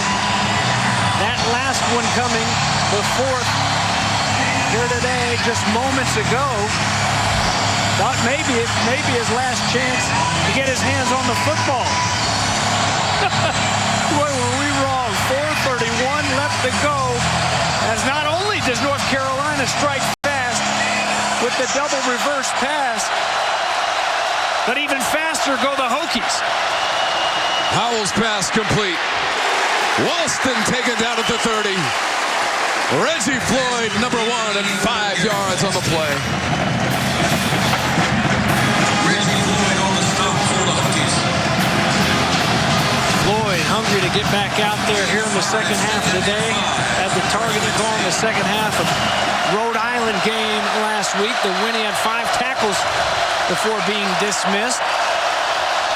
Nice drop there, but a gain of 5. 308 yards passing in the game for Howell, trying to add to the total. Not a whole lot there beyond the 30-yard line. Diablo, physical tackle on Walston at 4 yards on the pass play. On the stop for the Hokies, 17. Well, we talked about it early, the keys to the game. Metallica lyrics, nothing else matters. So important right now, nothing else matters but that football. Do not turn it over. Hang on to that football. Heels need 1 yard.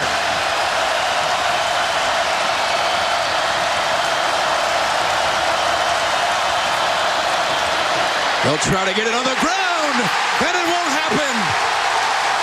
Antonio Williams denied. Rashard Ashby, first man on the scene, and a loss of 2. Stop for a loss by number 17. Wearing that big 25 jersey. Watch 25 get off the spot, come meet him and stand him right up. An excellent job by the inside linebacker, and then his buddies come and swarm and help him out. Huge stop for the Hokie defense. Number 6, Hezekiah Grimsley back to receive. 4th down and 3, and here comes another punt. Grimsley, the deep man, at his own 28-yard line. Kiernan gets it away cleanly. Fair catch. Grimsley right in the breadbasket just beyond the 30-yard line. Tied at 31. A quick word from Advance Auto Parts. I can sign 12 autographs in 6 seconds. So we're reminding you to check your battery. 2:21 to go in the 4th. North Carolina, so many close games this season. Even that Georgia Tech game got interesting late in that one. As mentioned earlier, they lost 9 games last season. 7 of them were within 1 touchdown or less. Boy, and look at this Virginia Tech offense. Defensively as well, they're feeling it right now, taking the pop to the guys wearing the white uniforms. North Carolina's going to have to stand up strong here and get physical, match that physicality, and hold on tight. First 5 games of the season for Carolina were decided by a total of 17 points. First time that's happened since the late 70s, and that trend continues with 1:45 on the clock for the Tar Heels against Virginia Tech. Both teams with all 3 timeouts remaining. Ball on the ground. So this, Patterson got it back, I think, James. Yeah, but it will be a loss of 1. It was 3rd and 1. So now you've got a 4th down and 2. I'd keep him out there and see if you can get North Carolina to jump off sides. But I think I'd punt this ball away. They'll do just that. They've only gone for it on 4th down on 5 occasions this season and gotten 3 of them. And it appears they do not have an intention of snapping this one. Strobridge back out there, by the way, Tar Heel fans. Deep into the play clock. And the timeout was taken by Virginia Tech. On 4th and 2, they didn't want to sacrifice the yardage for a penalty. You just absolutely can't go for it there. You've done a good job of shutting down Mac Brown's offense, with the exception of that razzle-dazzle play. But if you give them the short field, don't get it on 4th down. But a nice job, too, and mentioned it earlier. You know, Hendon Hooker was the guy. Ryan Willis was the guy early on, and then he was the backup, played some. But Quincy Patterson showing you right there, he was ready to go out there and go through the motions of trying to get him to jump off sides, and, you know, and shifting. And it takes some work, and it takes time to put the 3rd string guy in there. He's got to be paying attention because he's not going to get all those reps. But executed well. We'll call that timeout, and now out to punt. What should be about 40 seconds or so remaining for Sam Howell in the offense. They get the ball back. Groves for North Carolina. Bounces inside the 5 and goes into the end zone. You mentioned Patterson, James. He's the leading rusher in the game for Virginia Tech with 103 yards in his most significant game action of the season after the 61-yard punt into the end zone. Yeah, but you know what? Not only did you not want that ball to go into the end zone with the touchback, but you can buy about 5-6 seconds, let it eat off the clock if it lands in the field of play. Instead, the clock stops, and there's 38 seconds remaining. 38 seconds on the game clock.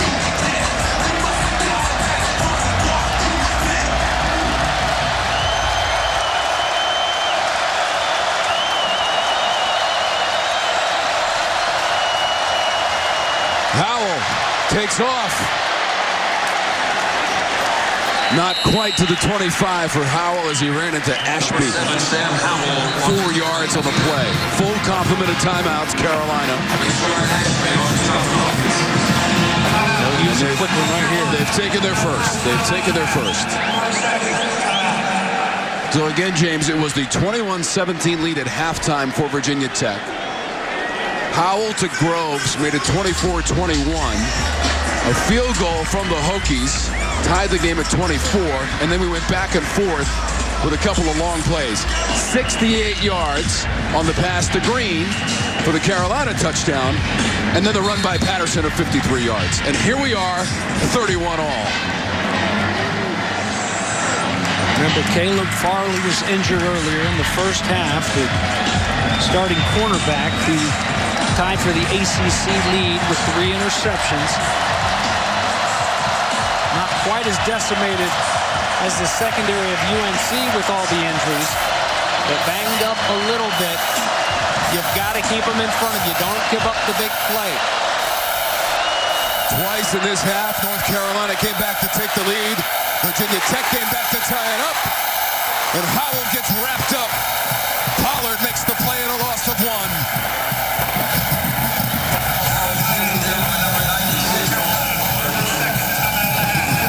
Coach Brown calls another timeout with 19 seconds on the clock.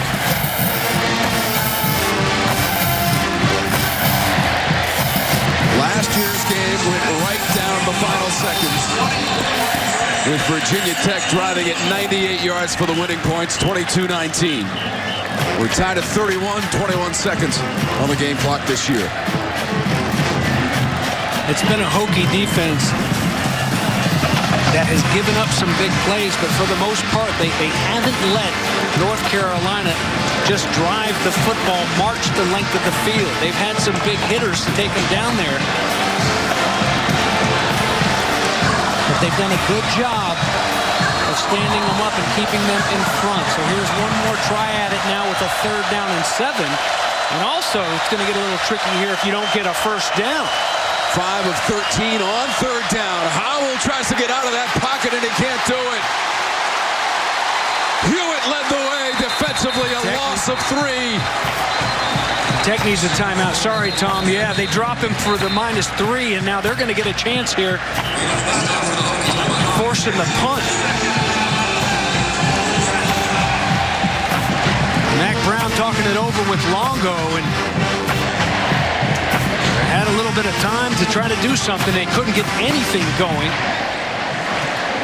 That lunch pail D is hunkered down a little bit now for Bud Foster, forcing a quick 3 and out and letting North Carolina use up those timeouts to stop the clock for him, and now taking advantage of it. Oof.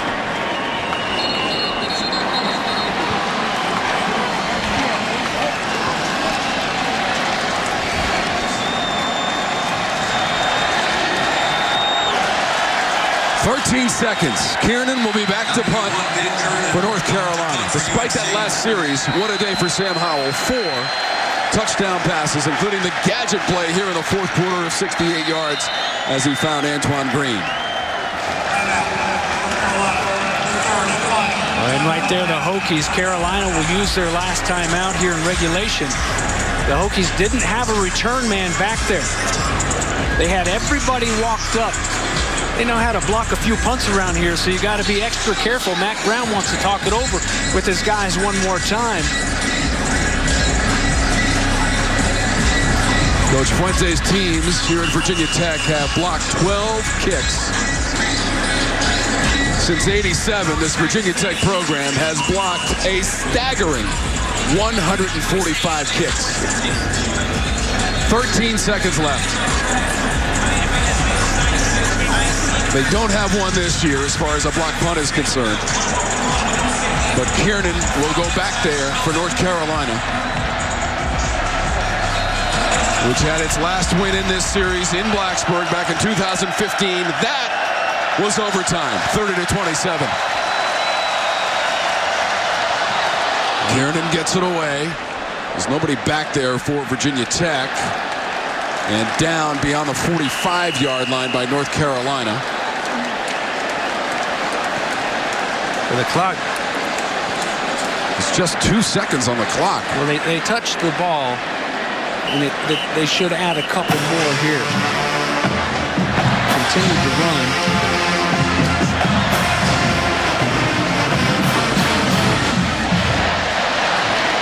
So that punt was 31 yards. They put the ball at the 49 of Virginia Tech. Yard line. It'll be first and 10 Hokies. So now,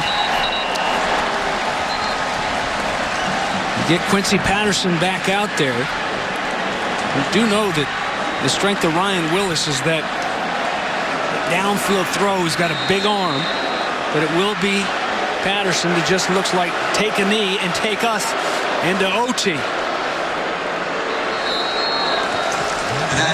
That's where we're going. Overtime is our destination. Mac Brown, Justin Fuente, and their teams to overtime at Lane Stadium, tied at 1-1, James. That's fine with the locals, Tom. Here are your overtime rules. Just view it like you would an inning in baseball. There's a top and a bottom of the inning, so you get a chance to answer. We're going to start at that 25-yard line. Of course, we've had one other overtime game here, our broadcast team, this season. And it ended with a big upset. The Citadel beating Georgia Tech in Atlanta earlier this year. Quincy Patterson has come on, Tom, in relief. Hendon Hooker, the starter of the last two games, and then this game, went down with a leg injury. Then Ryan Willis. It's been the Quincy Patterson charge that has kept him in it late. Patterson had only had one rushing attempt this season. Great regulation period. This is the start of overtime. The rules of overtime, we will have one coin toss. The winner of the toss will elect to choose offense, defense, or the end of the field. Each team will get a chance at first and 10 from the 25-yard line, and each team will have one timeout in each overtime period. Any questions? North Carolina, you're going to call this coin toss. Again, the 150-year logo is heads. The football logo is tails. Football logo tails. 150-year logo heads. What is your selection? Heads is called. It is heads. North Carolina, you won the toss.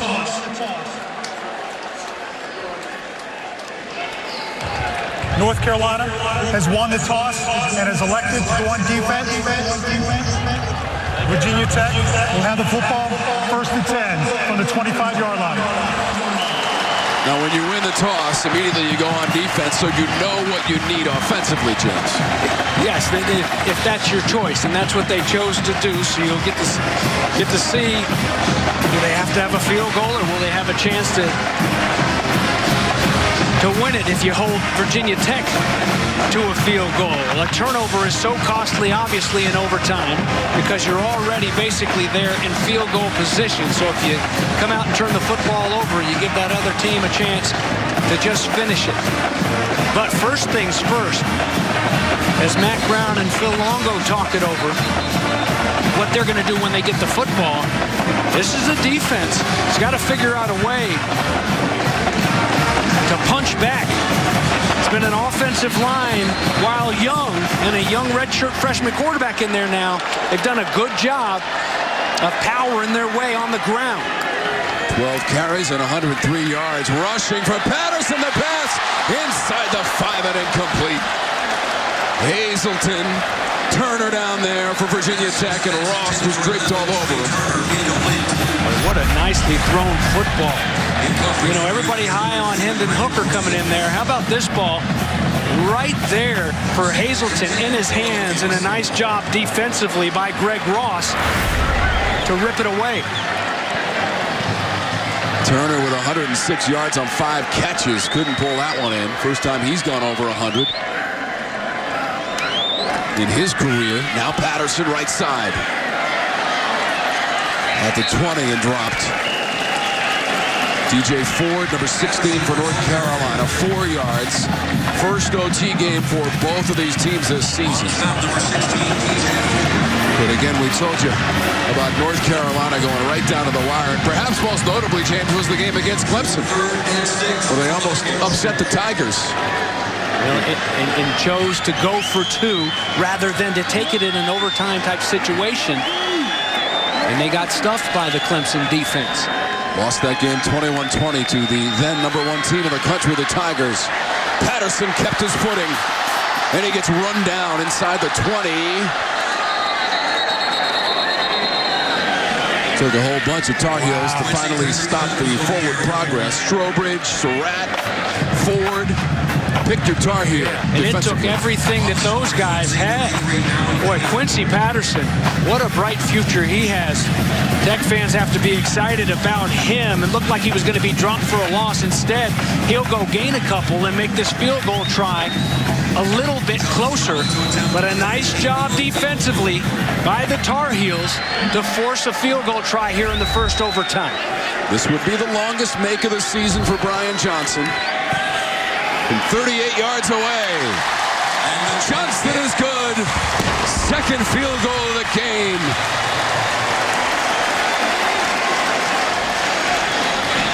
Longest make of the year. Brian Johnson in overtime against North Carolina for the 34-31 lead in our first OT for Virginia Tech.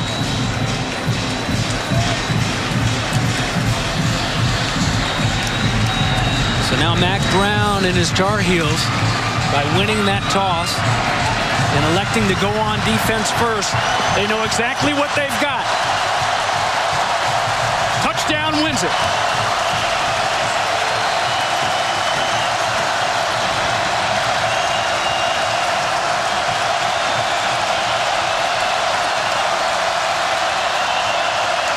Newsome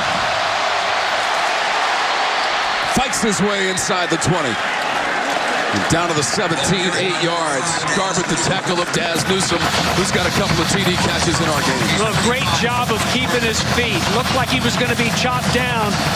And out of Hampton, Virginia. How about all the greats that have come out of that Hampton area? One of the many mentioned his brother played here. Obviously wants to come home and play well, and has been really exciting here this afternoon, this evening. Howell being chased. Just throws it out of bounds. Hewitt, who's got a sack and a half to his credit in the game, put the pressure on Howell. Boy, Jared Hewitt's been fun to watch. Junior from Venice, Florida. What a motor. That pressure's going to force a 3rd down and 2 right here. Boy, what a big play. You stuff them and you force them to just try to tie it.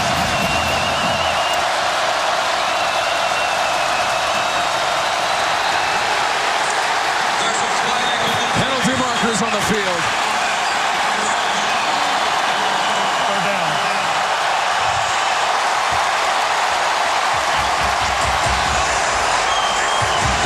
That's the hometown crowd right there. That's a credit to this sold-out house here at Lane Stadium. Making so much noise that you've got them jumping. So it was 3rd and 2, and now it's 3rd and 7.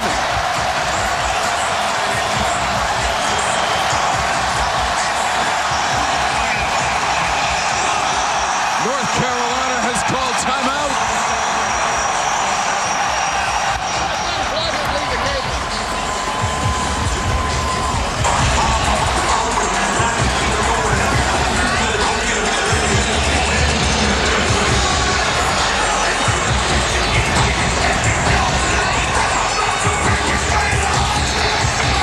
North Carolina's last win in Blacksburg, 2015 in overtime. In Coach Beamer's last home game. Now it's 3rd and 7. Virginia Tech trying to win its 3rd in a row and 4th in a row in the series against North Carolina.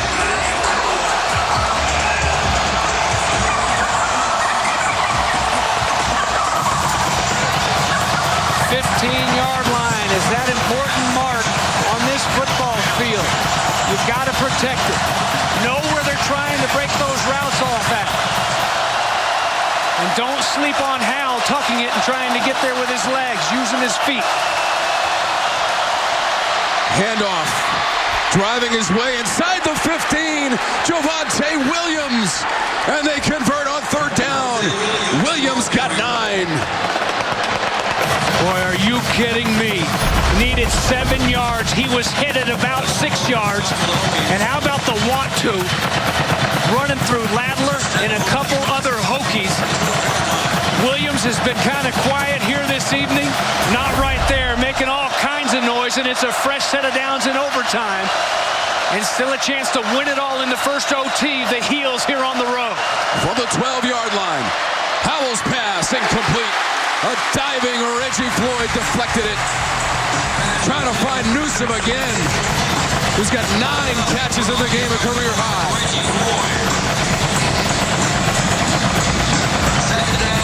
Oh, what a play.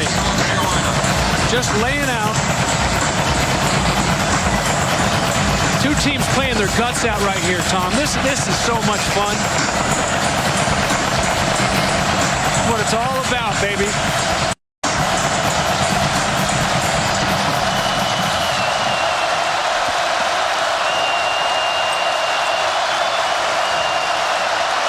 Howell looking, takes off.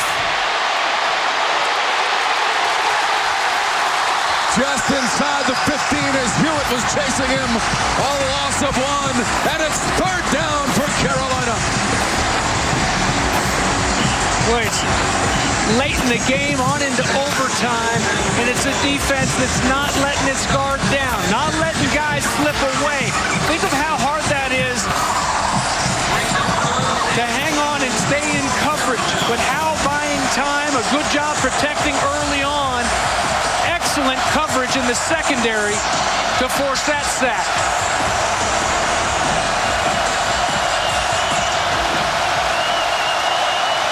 Third and long. Just did get the snap away. Michael Carter on the run. Maybe a yard as Ashby was waiting.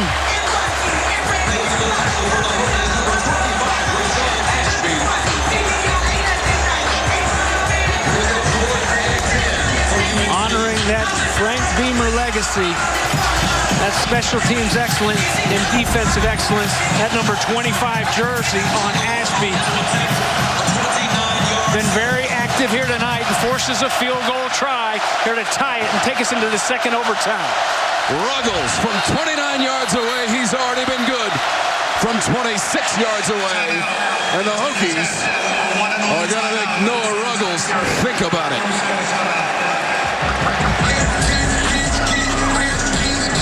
And Tom, on the phone call yesterday with Mac Brown, he told us, he said, you know what, it's going to come down to pregame, till that very last whistle blows, when it's time to go into the locker room and get ready to come out and play football. Who is going to be our field goal kicker? Noah Ruggles seems to come out on top each week, but that competition tells you that they're not 100% confident in what they've got from the field goal crew. So this has been a little bit of an adventure in practice and throughout the year. And now it's up to the sophomore from Odessa, Florida, to tie this thing up. Ruggles, 29 yards away.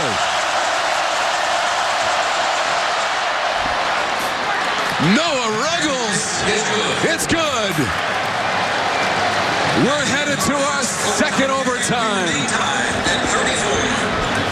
A field goal from Brian Johnson for Virginia Tech, and one from Noah Ruggles on to OT number 2. Hoping to fire that cannon in victory at the end of this second OT. The defense stood, but Ruggles drills the field goal try, and the sophomore sends us to a second overtime here in Lane Stadium. Sold out crowd. Mac Brown's in town with his Tar Heels. Justin Fuentes, Hokies, trying to get their 3rd win in a row. So in this second overtime, North Carolina will possess the ball first. After Ruggles made his second field goal of the game to get us here. Made one of the first, and the 29-yarder in OT moments ago, and 3 yards on the first down rush. The Hall of Famer, Mac Brown. This is one of the reasons, James, he got back into head coaching. To be in these situations, the heat of competition, and double overtime on the road at Lane Stadium. Howell, time to look. Tried to fit it in a tight window, and it's incomplete near the 15-yard line. Corrales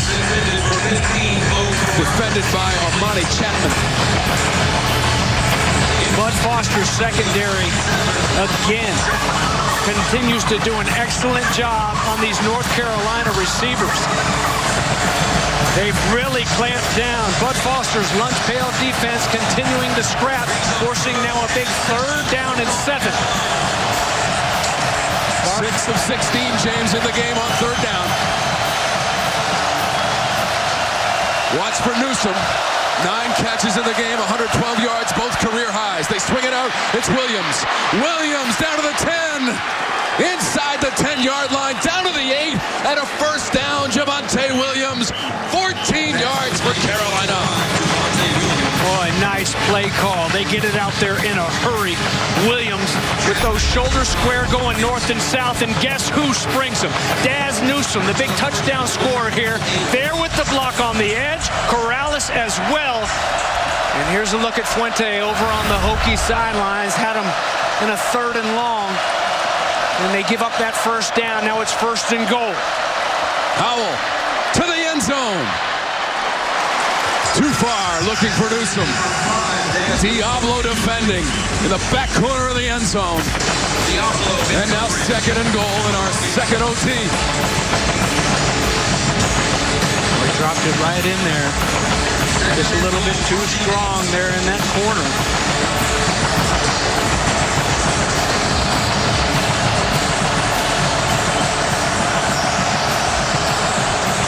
Team trading field goals in the 1st overtime, and the Hokie defense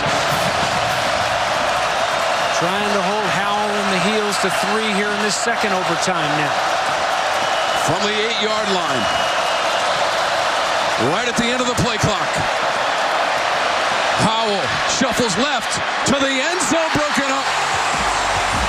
Broken up, Khalil Ladler for Virginia Tech, and it's 3rd and goal. Emory Simmons was the receiver Howell was trying to hit. Wow. Boy, this is scary right here. Look at Ladler cut underneath. Does an excellent job. He had a beautiful interception in the 3rd quarter against Miami. Would have been turnover number 6 for the game, but it was called back because there was a flag away from the play on it. Almost shuts this one down right here. So a 3rd down, and the Heels got to make the end zone. They can't get a 1st down, or it's another field goal try. Howell throws to the end zone, and a touchdown. Bo Corrales.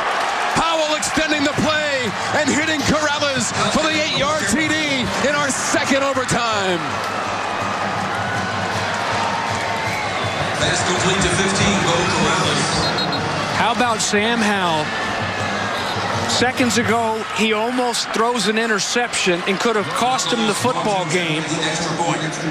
Here he uses his legs, buys a little bit of extra time, draws a few defenders up on him, and then he forces another one in, not scared to take another chance right here. Puts it right into the belly of Corrales, and these receivers for North Carolina, who have had a tough time of hanging onto the football in recent weeks, with a defender draped on his back, Corrales, as they take another look at it upstairs. Both hands in, and that is total control of that football, so this one will stand and shouldn't take long to tell us just that. So 6 points, waiting on that 7th point, and it will be Virginia Tech, Tom, who has to score a touchdown now to answer.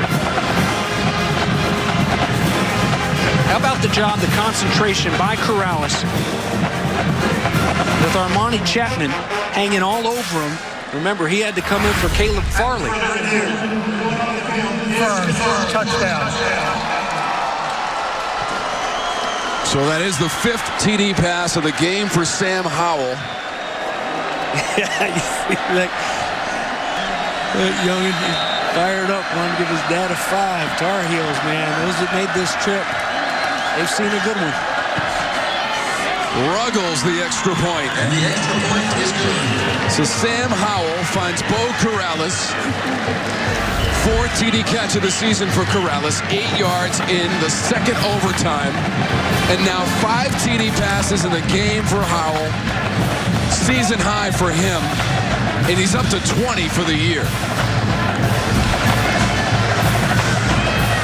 So in the first overtime, Tom, on offense for Virginia Tech, they go to the air, which was wise because they had so much success there late in the game, grinding it out, being physical and running that football. So you got to think North Carolina is going to come out and try to defend that run.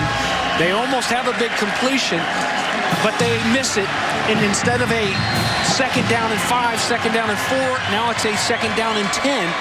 Look for maybe here to go right back to the ground, try to hammer away. Patterson took on the initial contact and continued to drive forward. Ball carried by number 4, Quincy Patterson. By the way, the touchdown pass by Sam Howell, James, ties a North Carolina record for TD passes in a single game. It's a new freshman record, and it ties the school record, 5 TD passes against the Hokies today. 2 second and 8 for the Hokies. Past 7 o'clock on the East Coast. So glad that you've been with us. Double overtime. Virginia Tech and North Carolina. Couple of field goals and a touchdown so far. And the TD belongs to North Carolina on its possession in the second OT. Aaron Crawford makes the play for North Carolina, and there is no gain. Struckbridge on the stop.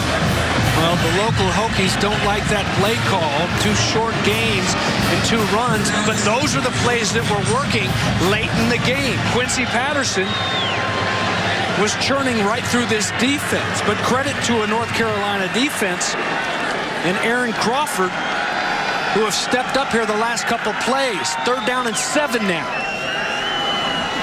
Patterson takes off. Inside the 20. Runs into Chaz Surratt. Patterson again on And there is no choice for the Hokies, James. making the tackle, number 21. They need a touchdown and an extra point to tie. It's 4th and 3. 4th and 3 for the Hokies. So obviously, don't have to score that touchdown right now, but they absolutely have to get 3 yards or this football game is over. And I'm telling you, this is a Quincy Patterson. You better gang tackle him, because if you hit him after a 1 or 2 yard gain, he's going to drag a couple bodies. So you better bring everything you have. The 250-pound redshirt freshman. But his coach wants to talk it over and calls a timeout.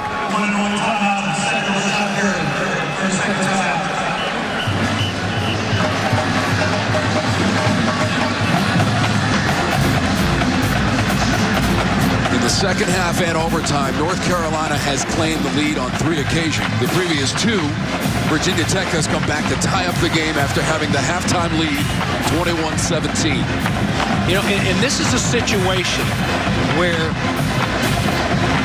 you flash back a couple years ago, when you got a big physical quarterback that you fear that can get 3 yards, 4 yards on you at any point, like a Tim Tebow type of guy, that's where that jump pass comes into play. When you've got a guy that puts his shoulders down like he's going to run it, and then you've got no choice but to everybody heat it up, and then you just fluke it over. That's the kind of play right here that I look for. You draw everybody in, and you slip them with the Hokies right behind him, and Mac Brown and his defensive coordinator, Jay Bateman, call a timeout. The anticipation of this 4th down play. It all comes down to this. Virginia Tech needs to get it down to the 15-yard line. What a battle by these teams this afternoon and evening here in Blacksburg, Virginia. Boy, how about we have had some great games, our crew, this season, Tom. And, you know, and next weekend, we turn right back around and we go the battle for the bell. The Duke Blue Devils go over to Keenan to take on this North Carolina team. Will Mac Brown and company be coming off of a win in double overtime, perhaps, here in Blacksburg? We're about to find out. Buckle up. 4th and 3. Who wants it more? To extend the game for the Hokies. Patterson, the pass to the end zone. Touchdown. Touchdown and a flag on the play. Hazelton.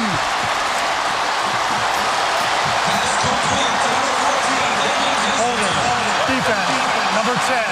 That penalty is declined. Results of the play. Touchdown. On fourth down to the end zone for Virginia Tech. Hazelton with a catch and the pass from Patterson. And we're an extra point away from our third overtime. Tom, a huge extra point coming after the huge throw. And how about the trust put in the third-string quarterback to put it on the money on fourth down? 18-yard TD toss. Patterson to Hazelton. The extra point is good. We're going to triple overtime. Tied at 41, and what a pass from Patterson. Man coverage, Greg Ross, who's had some trouble. And look at that pass as we get a closer look at it. It's a one-handed catch with Ross hanging all over him. The flag that was declined, he still had him wrapped up. He had no choice but to make it a one-handed grab. Hazelton, a beautifully thrown football just dropped in there by Quincy Patterson. The third quarterback to play for the Hokies tonight, the third-string quarterback for Justin Fuente.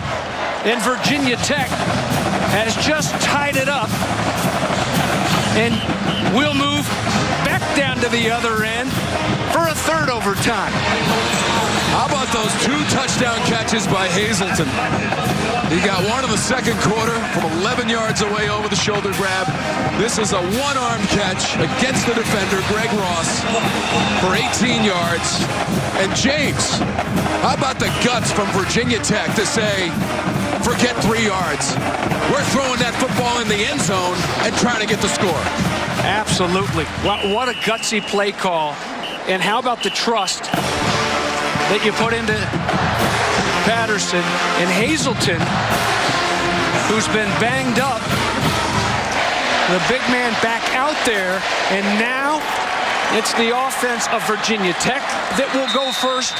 And as we move now into this third overtime, remember, after a touchdown, you have to go for 2. The extra point, 1 is not an option. The pass is incomplete. Hazelton was the receiver, Ross was the defender. That was the same combination to the back of the end zone at the other side of the field just a moment ago as Virginia Tech tied this game with Hazelton getting the better of Ross in that instance. Well, and with all those injuries there in the secondary for North Carolina, coaches admitted that Ross has had some trouble, and we're going to help him out by putting a safety over him for most of the game. But left on an island there in the second overtime, he didn't have any help, but he battles right back and knocks that first down try down here in the third overtime. Patterson can't get away. Chaz Surratt, textbook tackle, and he pulls down the big quarterback. Loss of 2. Well, Chaz Surratt, you know, it's still, you just can't get over the fact that he was a quarterback his whole life. He's decided to go over to the other side, play defense and linebacker, the leading tackler on this football team, and showing you why right there. Making up his mind he's going to go make a play, goes flying through there, correct angle, good position, and he drops a tough guy to bring down. Patterson on 3rd and 12. Cannot run away from that North Carolina defense. It's Surratt again. Just 4, and now 4th down. So Brian Johnson's going to roll out there again as Surratt made 2 consecutive defensive plays for North Carolina from the linebacker position. This will be from 41 yards away to put Virginia Tech in front in our third overtime. The 41-yarder misses it just to the left. Johnson had been 2 for 2, including a 38-yarder in our first overtime. But he misses just outside of the pipe as he pulls it.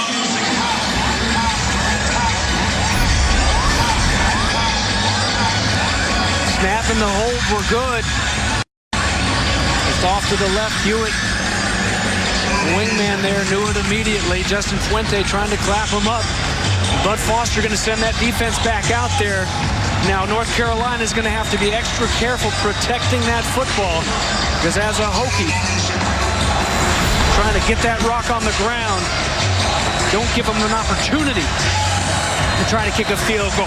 Sam Howell's in, but he's lined up wide to the left in a wide receiver position all the way over bottom of your screen by the boundary.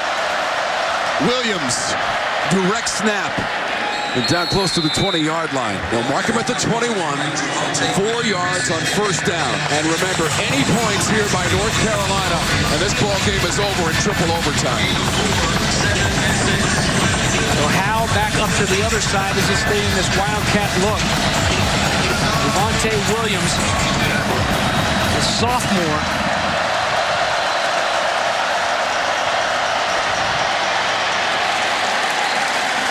There is no gain as Ashby makes the tackle of Williams. Boy, Ashby's fun to watch. And he's 5'10", 235-pounder, the junior linebacker. Just making tackle after tackle throughout this game. And look at Ruggles over on the sideline. Perhaps one down away from getting a chance. Oh, walking off here at Lane Stadium with a big win, but a 3rd down and 6 coming first.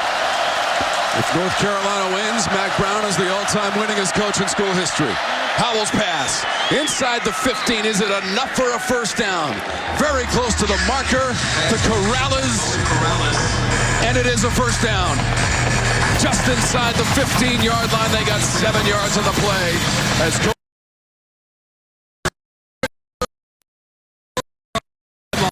as the head coach.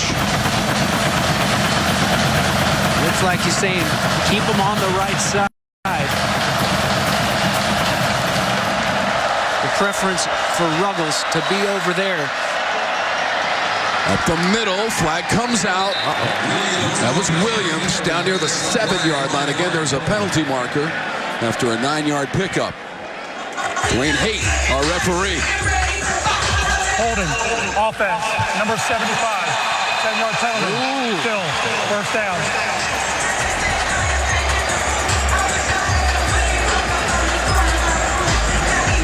Needless to say, you don't want any more of those. Left guard. Just a throwdown. So a 1st and 20 now. Handoff Williams. Submarines his way down to the 22 or 3. Ladler the tackle.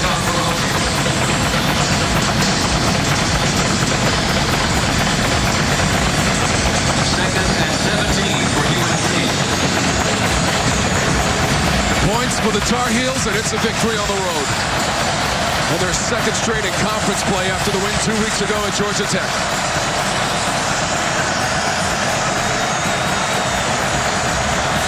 41 all, 2nd and long.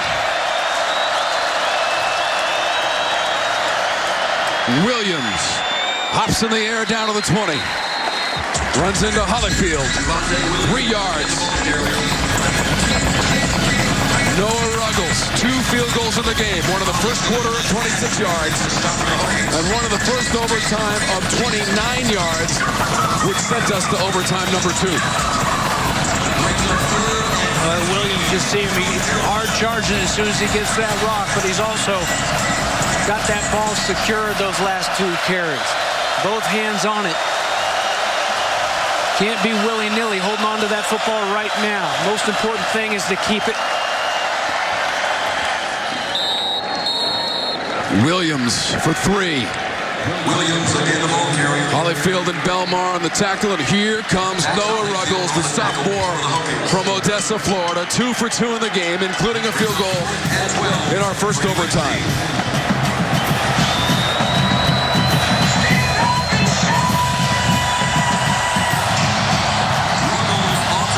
It will be a 35-yarder for the win in triple overtime.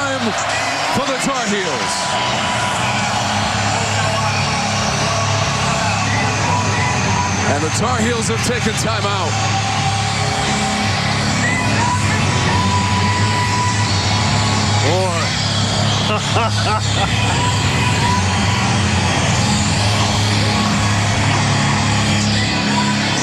Virginia Tech still has one timeout that they could utilize.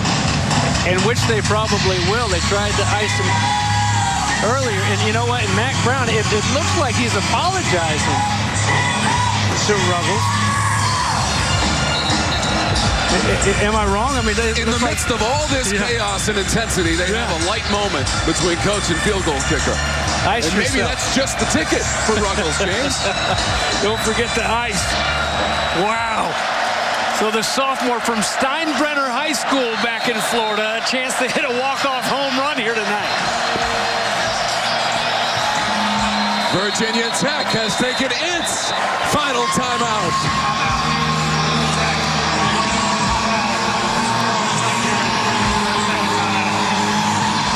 The pressure continues to build here at Lane Stadium. What an afternoon and evening of college football. Tar Heels have been here before, perhaps not triple overtime, but they've played in tight ball games all season long. Tom, how about the crowd here tonight? This has been so much fun here at homecoming. And this is what it's all about. A packed house. Here to watch a great football game throughout regulation and now on into 3 overtimes. From 35 yards away, Ruggles to win it for Carolina. In triple overtime. No. It's no good. Outside of the right pipe from 35 yards away. Are you kidding me? Oh.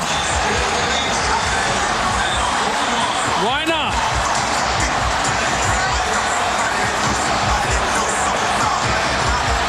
Wow.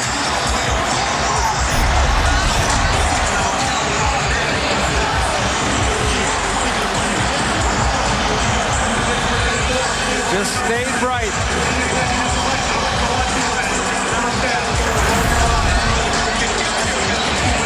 Both teams, James, used the timeout prior to the Ruggles field goal attempt. The miss from 35 yards away, his first of the game. One more look at the kick. There's the push up front. You see Big Hewitt. How close was that? It might have grazed the flag on top of the upright.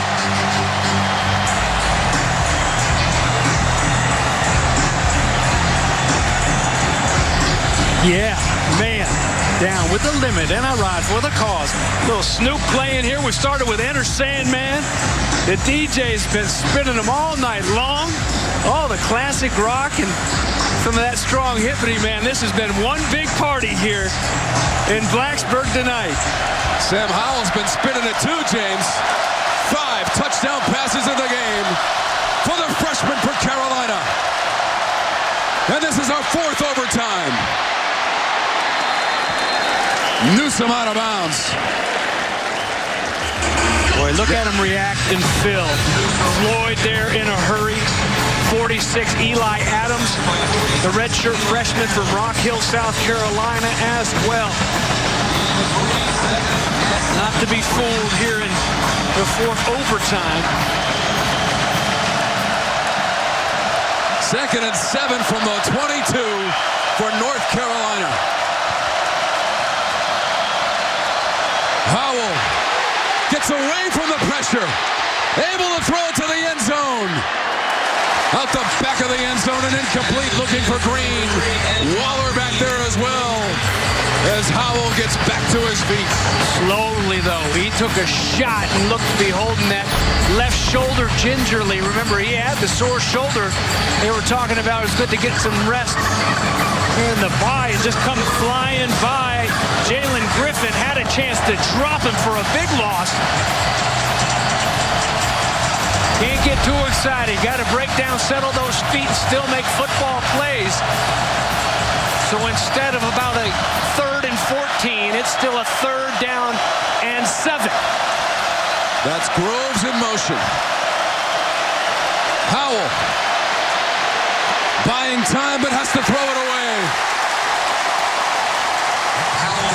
Couldn't find anybody. 4th down, Carolina.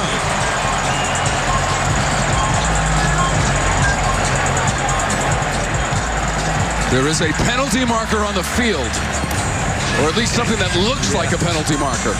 Yeah, I think it's just a screen. It is not. It is just a little bit of debris. Again, Bud Foster's defense. There it is. It's a mouthpiece strap. Bud Foster's defense has locked it down. They tried to set up a screen right there, but they were having no part. 39-yard attempt from Ruggles. 2 for 3 in the game. Missed a moment ago. This time, he hooks it in there.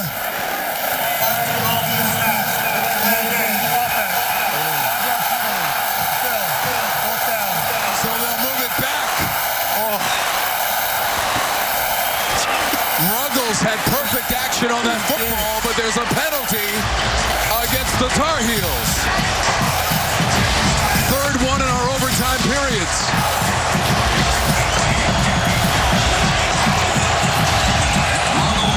So that'll make it a 44-yard attempt for Ruggles. He made his career long this season at Wake Forest from 49 yards away. 44 yards for Ruggles, and the lead. Deflected. Blocked by Virginia Tech. They blocked the 44-yard attempt from Ruggles.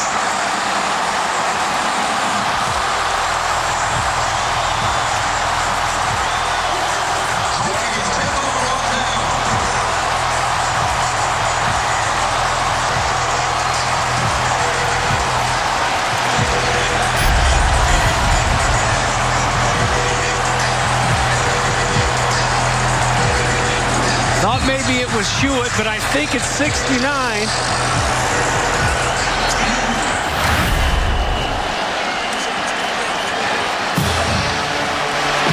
Becton. I think it was Becton on the right side of that defensive line that got a paw on it. We're also being told, James, that Jermaine Waller got a piece of it, number 28. Either way, it's the 13th block kick for Virginia Tech under Justin Fuente. And that is some beamer ball right there. Ball carried by number 4, Quincy Patterson. Patterson for 4 yards. Any points by Virginia Tech will be a quadruple overtime victory against Mac Brown and the North Carolina Tar Heels. Patterson with a full head of steam right there. Nice pickup with guys hanging on him. 4 yards. Got to hold on to that ball. Give your team a chance. Get out there and kick that field goal. Win this thing on homecoming. Trying to make it 4 in a row against North Carolina. And 6 of the last 7 against the Tar Heels. Here's Dalton Keene very carefully making his way inside the 20. They'll spot him right at the 20 and just a minimal gain for the junior from Littleton, Colorado. Unbelievable afternoon and evening in Blacksburg. Just take a look at that score. 41 all as we play in our 4th overtime period. A field goal, a touchdown, points of any kind from Virginia Tech, and it will win. Just to give credit to the young man Becton, who usually wears 94, is wearing 69. And how about this, trying to help? Well, James, remember just a moment ago. False start. Offense. Number 74. 5-yard penalty. 3rd down. So just a moment ago, North Carolina got flagged for a penalty, moved the field goal chance back for Ruggles to 44 yards away, and it got blocked. After his first attempt, appeared to be right down the middle, but the penalty nullified the made field goal by Ruggles in our 4th overtime. There's Nestor. Guilty right there. One of the youngsters up front, a freshman from Huntington. 3rd and 10, and Patterson just barely got back to the line of scrimmage, which was the 25-yard line. Maybe a yard, and it's 4th down. Ford and Surratt, and here comes Johnson. 2 of 3 on the evening. Made an overtime field goal in our first OT of 38 yards, missed in triple overtime from 41 yards away. But this one for Brian Johnson to win the game for Virginia Tech from 42 yards away. Johnson for the win. Before the kick, a timeout called by North Carolina. Timeout. North Carolina. You want to know the timeout?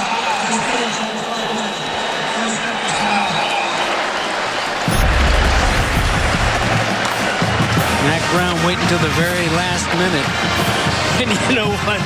The rain's starting to come down. This game has lasted so long. As you looked at the weather report, it looked like we were going to get through it without those rains that have been coming up from the Gulf of Mexico. Had plenty of time, but not when you play 4 overtimes. And here it comes.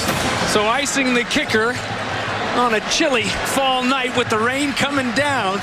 And that first stab at it anyway was money for Johnson. Can he do it again when it counts?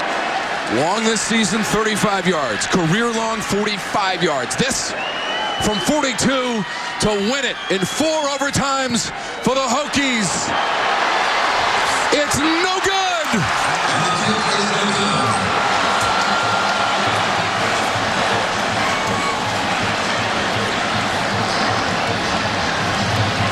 Check your watch, because we're going to overtime number 5 in Blacksburg. That guy had no beard when this game started. Johnson knew it as soon as it left his foot. We'll walk it back down to the other end. Look at the 5 elation on the face of Mac Brown, and then the dejection across the field. The good news, there's more football to play for Justin Fuente's team. Hey, I don't get out of here until tomorrow. I'll take it. Free football, baby. James, we started this game at 3:30 Eastern Standard Time. By my watch, it's now 7:35 on the Eastern Seaboard. Where else would you rather be, James Bates? Nowhere. Nowhere. Sold out house, college football at its finest. I mean, you really hate to see, you hear it all the time, but I mean it. You hate to see either of these football teams go home a loser here tonight, the way both of them have just played their guts out. So this is the first time that the Hokies have ever been in a 5 overtime game. And remember, in this overtime, this is just 2-point conversions. So they'll spot the ball at the 3-yard line. First one ever for Virginia Tech. It's the 3rd. It's the 4th. Just amazing. This is the 4th. I'm running out of adjectives as we go to our 5th overtime. And the discussion, I'm guessing, would be about exactly what is required in this overtime. It's new this year, James, once you get to the 5th overtime, and I can't believe I'm saying this, but we're in overtime number 5. Yep, number 5. You must go for 2, and I think Dwayne Haight making that explicitly clear to Justin Fuente, among other things, because it's been a long afternoon and evening of football. Unbelievable. And the ball will also start here.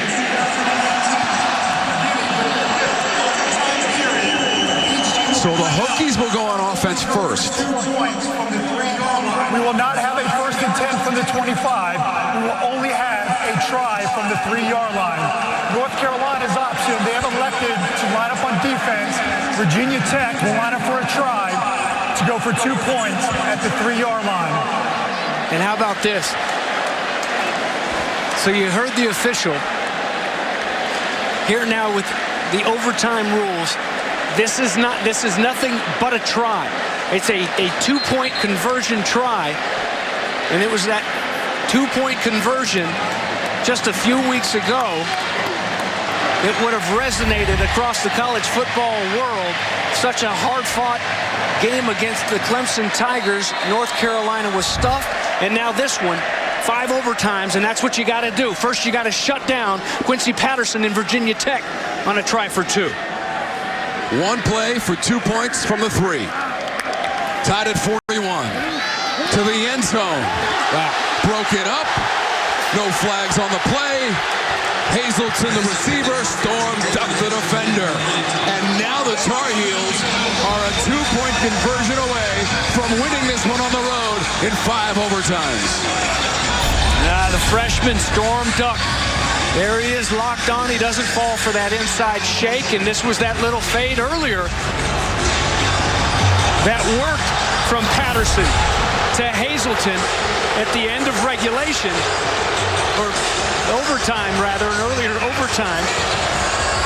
They converted, but the freshman, Storm Duck, gets a wing on it and knocks it away.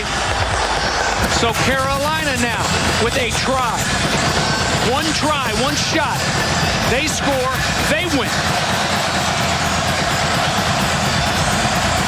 Sam Howell, the freshman quarterback. Michael Carter is behind him as the running back. The 2-point try in our 5th overtime for North Carolina to win it. They're going to Carter, and he gets stopped. Khalil Ladler had it red all the way. James Bates, how do you feel about 6 overtimes? Well, how do you feel about the play by Ladler? Just snuffed it out immediately. Boom.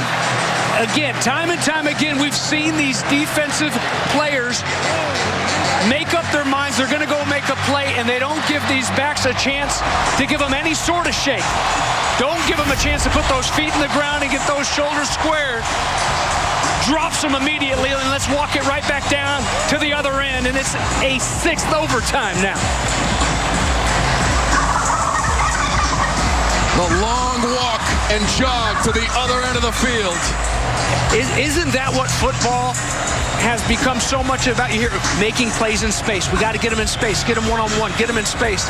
And Khalil Ladler just shuts all that down by just firing it up.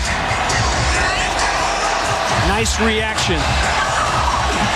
And a nice drop. And so Sam Howell, the true freshman, and his offense will get the first stab at it down at the other end. James, we thought it would be a great game.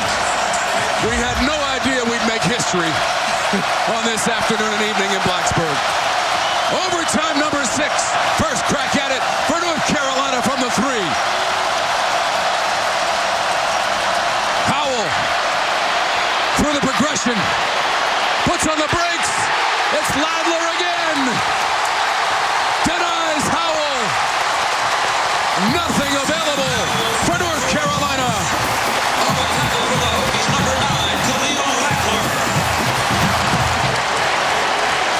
Well, one of the most impressive players on this defense to me is 22, Tamari Connor. His backup is Khalil Ladler.